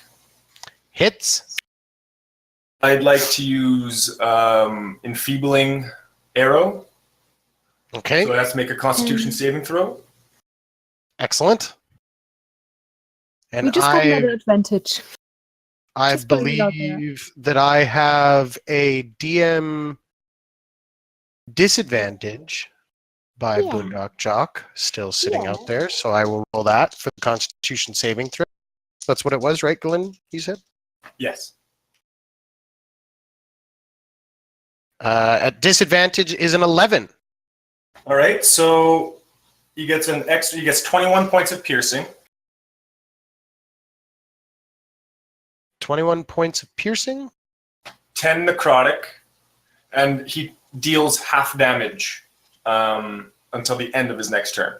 Okay, he too looks critically injured. Is this the same day as the methods that we fought? No. Okay, so I'll use an action surge to get 2 more attacks. I will do them at disadvantage, so I won't steal all of the advantage rolls. Okay. And I missed that one. Okay. And I get a 14. 14 on the second misses. Attack. 14 it misses. Uh-huh. And yeah, that's it. Okay. Runa, you are up. 2 critically injured scorpions around you. Fantastic. I'm going to attack them. And unfortunately, I don't have anything that can hit both at the same time, I'm afraid. So I'm just going to... Oh, actually, that's not true. Never mind. I'm going to use Chill Touch again on the one that I first hit with it. All right. And You will have this at advantage, thanks to the one that rolled in. Oh, okay. Oh, yeah, right. That's Squirrel. Thank you. And I rolled a 22 to hit. That should, I think, suffice. That definitely does suffice, yeah. And this time I rolled better. It's 12 points of necrotic damage. 12 points of necrotic damage. Mhm. As the necrotic damage sucks life out of the scorpion, the spectral hand of Kelemvor judging this creature for daring to face down his cleric. It drains, the legs kind of curl in, the stinger curling in as well, and it just lays there now dead. Fantastic. The other one is also very hurt, right? But I think I The other will one leave it is to the next Very one. hurt. Mm. All right. It is in its last breath going to let loose of Galinden. You are no longer grappled, Galinden. This one And- also takes half damage, remember. Right, deals half damage. Correct? Correct. Yeah, deals half damage, sorry. It will try and attack you all 3 again. This time not trying to grapple you, just trying to kill you. And 16, 11, and 20 unnatural for the final sting. It's on me, right? Mm-hmm. 16, anything above 16. Okay, 16 hits, 11 does not, and the dirty 20 also hits. So it's not going to grapple you. Grapple. Like I said, you are going to take 3 points of bludgeoning damage from the claw that closes in around you. And then you are going to take 7 points of piercing damage from the stinger, and I need you to make another Constitution saving throw, please. Those were at half? No, so half those. So 5 total? Yeah. Instead of 10? Okay. And then a Constitution saving throw. And that is a 17. 17. Okay, so you will take half of half.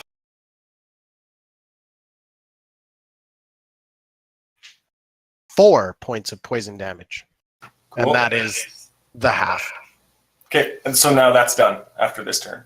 Okay, perfect. Its turn ends as we come to Morthos, because Sin so graciously allowed you to go first, and you guys have the same dexterity. Might as well go and try and finish it off and attack it twice. Sounds good. It's a natural 17 and actually two 17s. I guess. Both hit. Yep.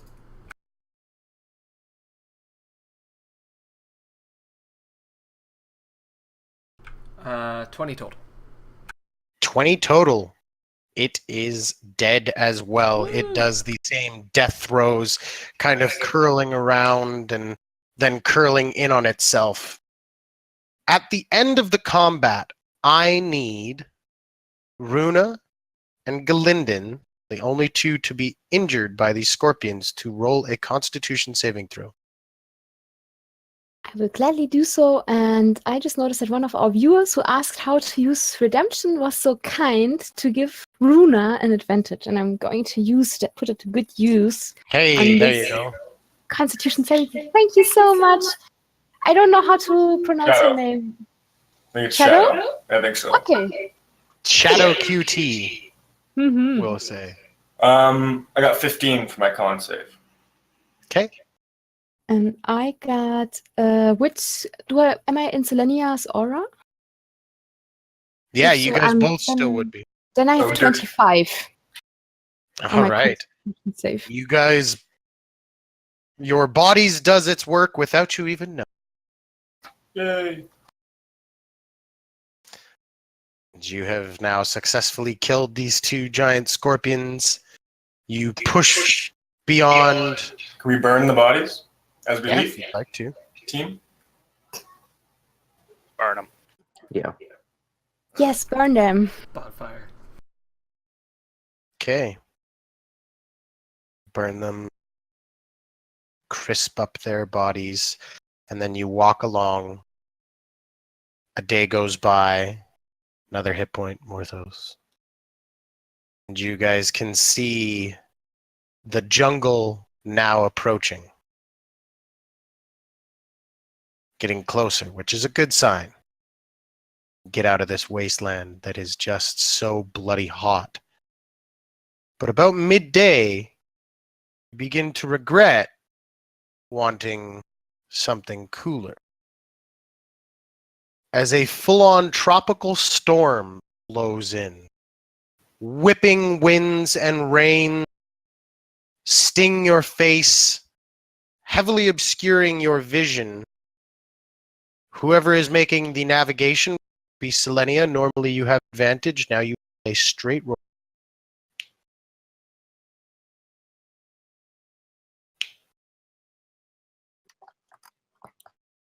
Uh, 7.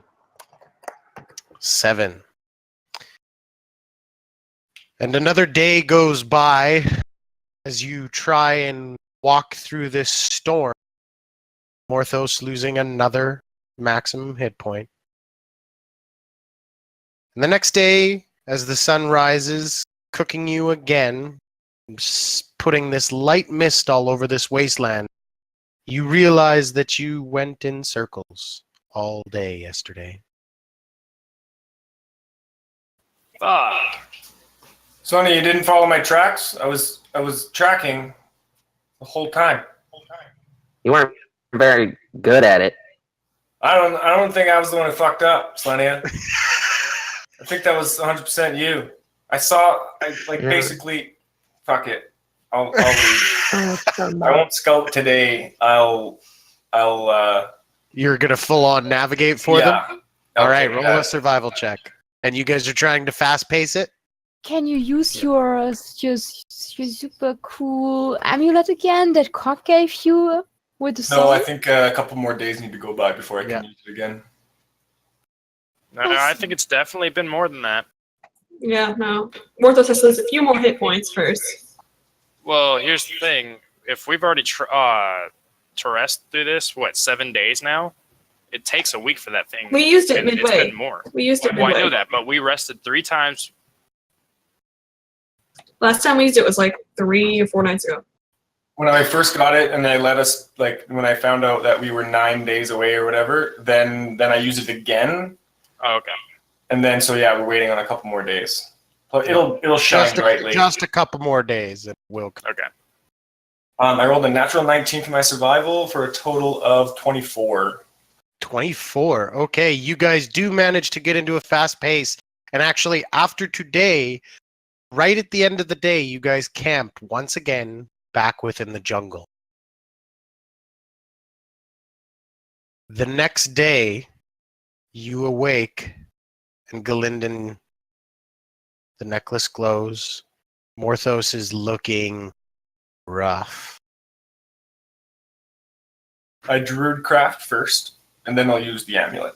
You can see that there is going to be a light rain. Nice. Respite from the heat. And fast pace? Yeah. And I use the amulet, so I know. Okay, use the amulet, and you can see that at a fast pace, you could probably get to Omu in 2 days. 2 days if we keep at this quick pace that we have. Don't fall behind. We're almost there. Then the real challenge begins. Then what are we doing standing around? All right. So you guys quickly run off. Are you doing another survival check, Galinden? Leading Selenia, again? do you think that you can handle this, Selenia? I can handle anything. Alright. I'll scout ahead, Mask of the Wild. Sen kind of blurts out, people do make mistakes, Mask of the Wild, and I run. All right. Selenia, you kind of take note of Sin speaking up. Roll a survival check. Just really quickly before you do we have any advantages in the chat? I don't think so. Let me check. But I will give her guidance, and I say, "The gods are with us. We are on a holy mission. You can do it." And I place my hand on your shoulder and give you guidance. So you can add a D4 to your roll.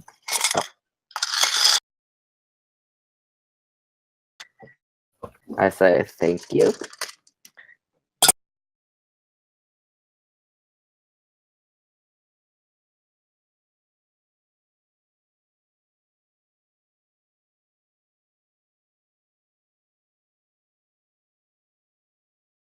Okay, so what'd you get on your survival check? Dirty 20. Okay. So at a fast pace through the jungle, you guys pick your way along. About midday, you come across a couple grazing ankylosaurs, but you don't pay them any mind because you are intent on getting to your destination. Finally, the next day, Morthos, you wake up. You feel really, really gross.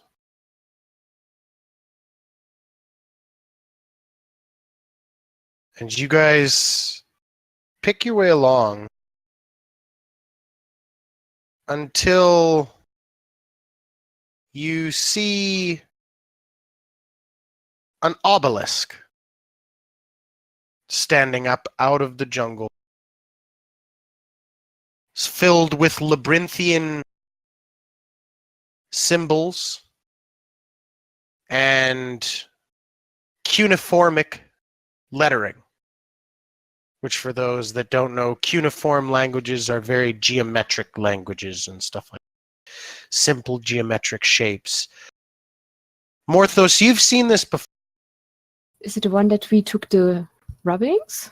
It's the one that you took the rubbings of and you had cast comprehend languages when you had first learned the name of the city.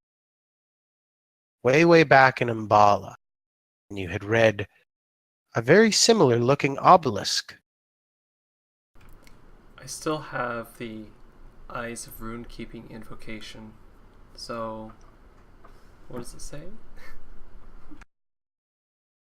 It is basically a road sign saying that you are very close to Omu, the crown city of Chult, the high place of Ubtao's worship, the place where gold and silver flow like rivers.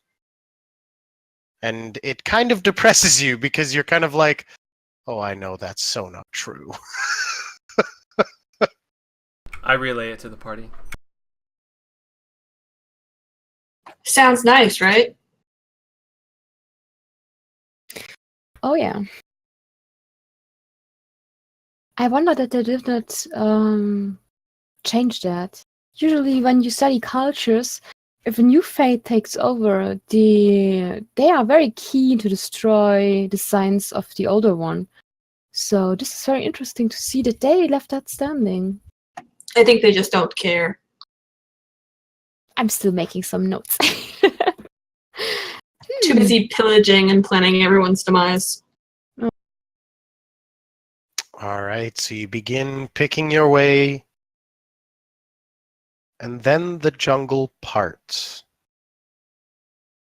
to reveal a long city surrounded by sheer vine-covered cliffs. Ruined buildings and stone boulevards rise like monolithic ghosts from the floor of this misty basin. Colorful birds wing and glide overhead. Across from you, way off in the distance, pouring down the side of the cliff, a waterfall pours into the basin, creating a swollen river that floods much of the city before draining into a deep rift filled with molten lava. Throwing up steam that enshrouds the whole city in an eerie mist, you also see that a ruined palace lies a few hundred feet from the edge of the molten maw that seems to be slowly eating away at this ancient city. You all take a breath, and you all come to the exact same realization that you finally made it. And whether you come out alive or not, this is your final destination. The forbidden city that has hid the soulmonger 2 months that you have all been together lies in your sights. You take one final look, tempering your resolve like hot steel from a forge. All of you begin the descent into Omu. And that's where we'll end tonight's session. Oh, yay.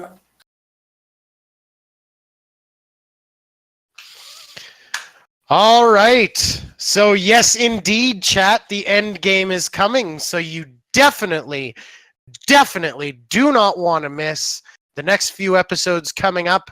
The first episode where Toa will return is August 5th. Set your reminders now.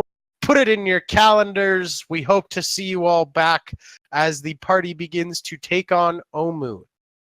Special thanks to my mod and to all you viewers for making the game so entertaining and for being so interactive. We all love to read the messages in chat and love to interact with you and love you very much for all your redemptions. Special thanks for the music done by Scott Buckley that we use for our pre and pause stream segments. You can find all of his music at scottbuckley.com.au. Again, to stay completely up to date with all FAF news and to even interact with all of us, you can follow at Fumbles and Fame, one word, on Twitter. You'll find most of us there. You can join our Discord like our Mr. Fumbles and Fame has posted in the chat with all the links. And you can follow us right here on Twitch, which is the most important. Once again, we'll see you very soon. Only 2 weeks to wait until Omu is a thing. August 5th, folks. Come back. In the meantime, in all your other games out there, whether it's RPGs, video games, everything else, and in life. Claim your own fame, everyone. Have a good night. Alright. Good night.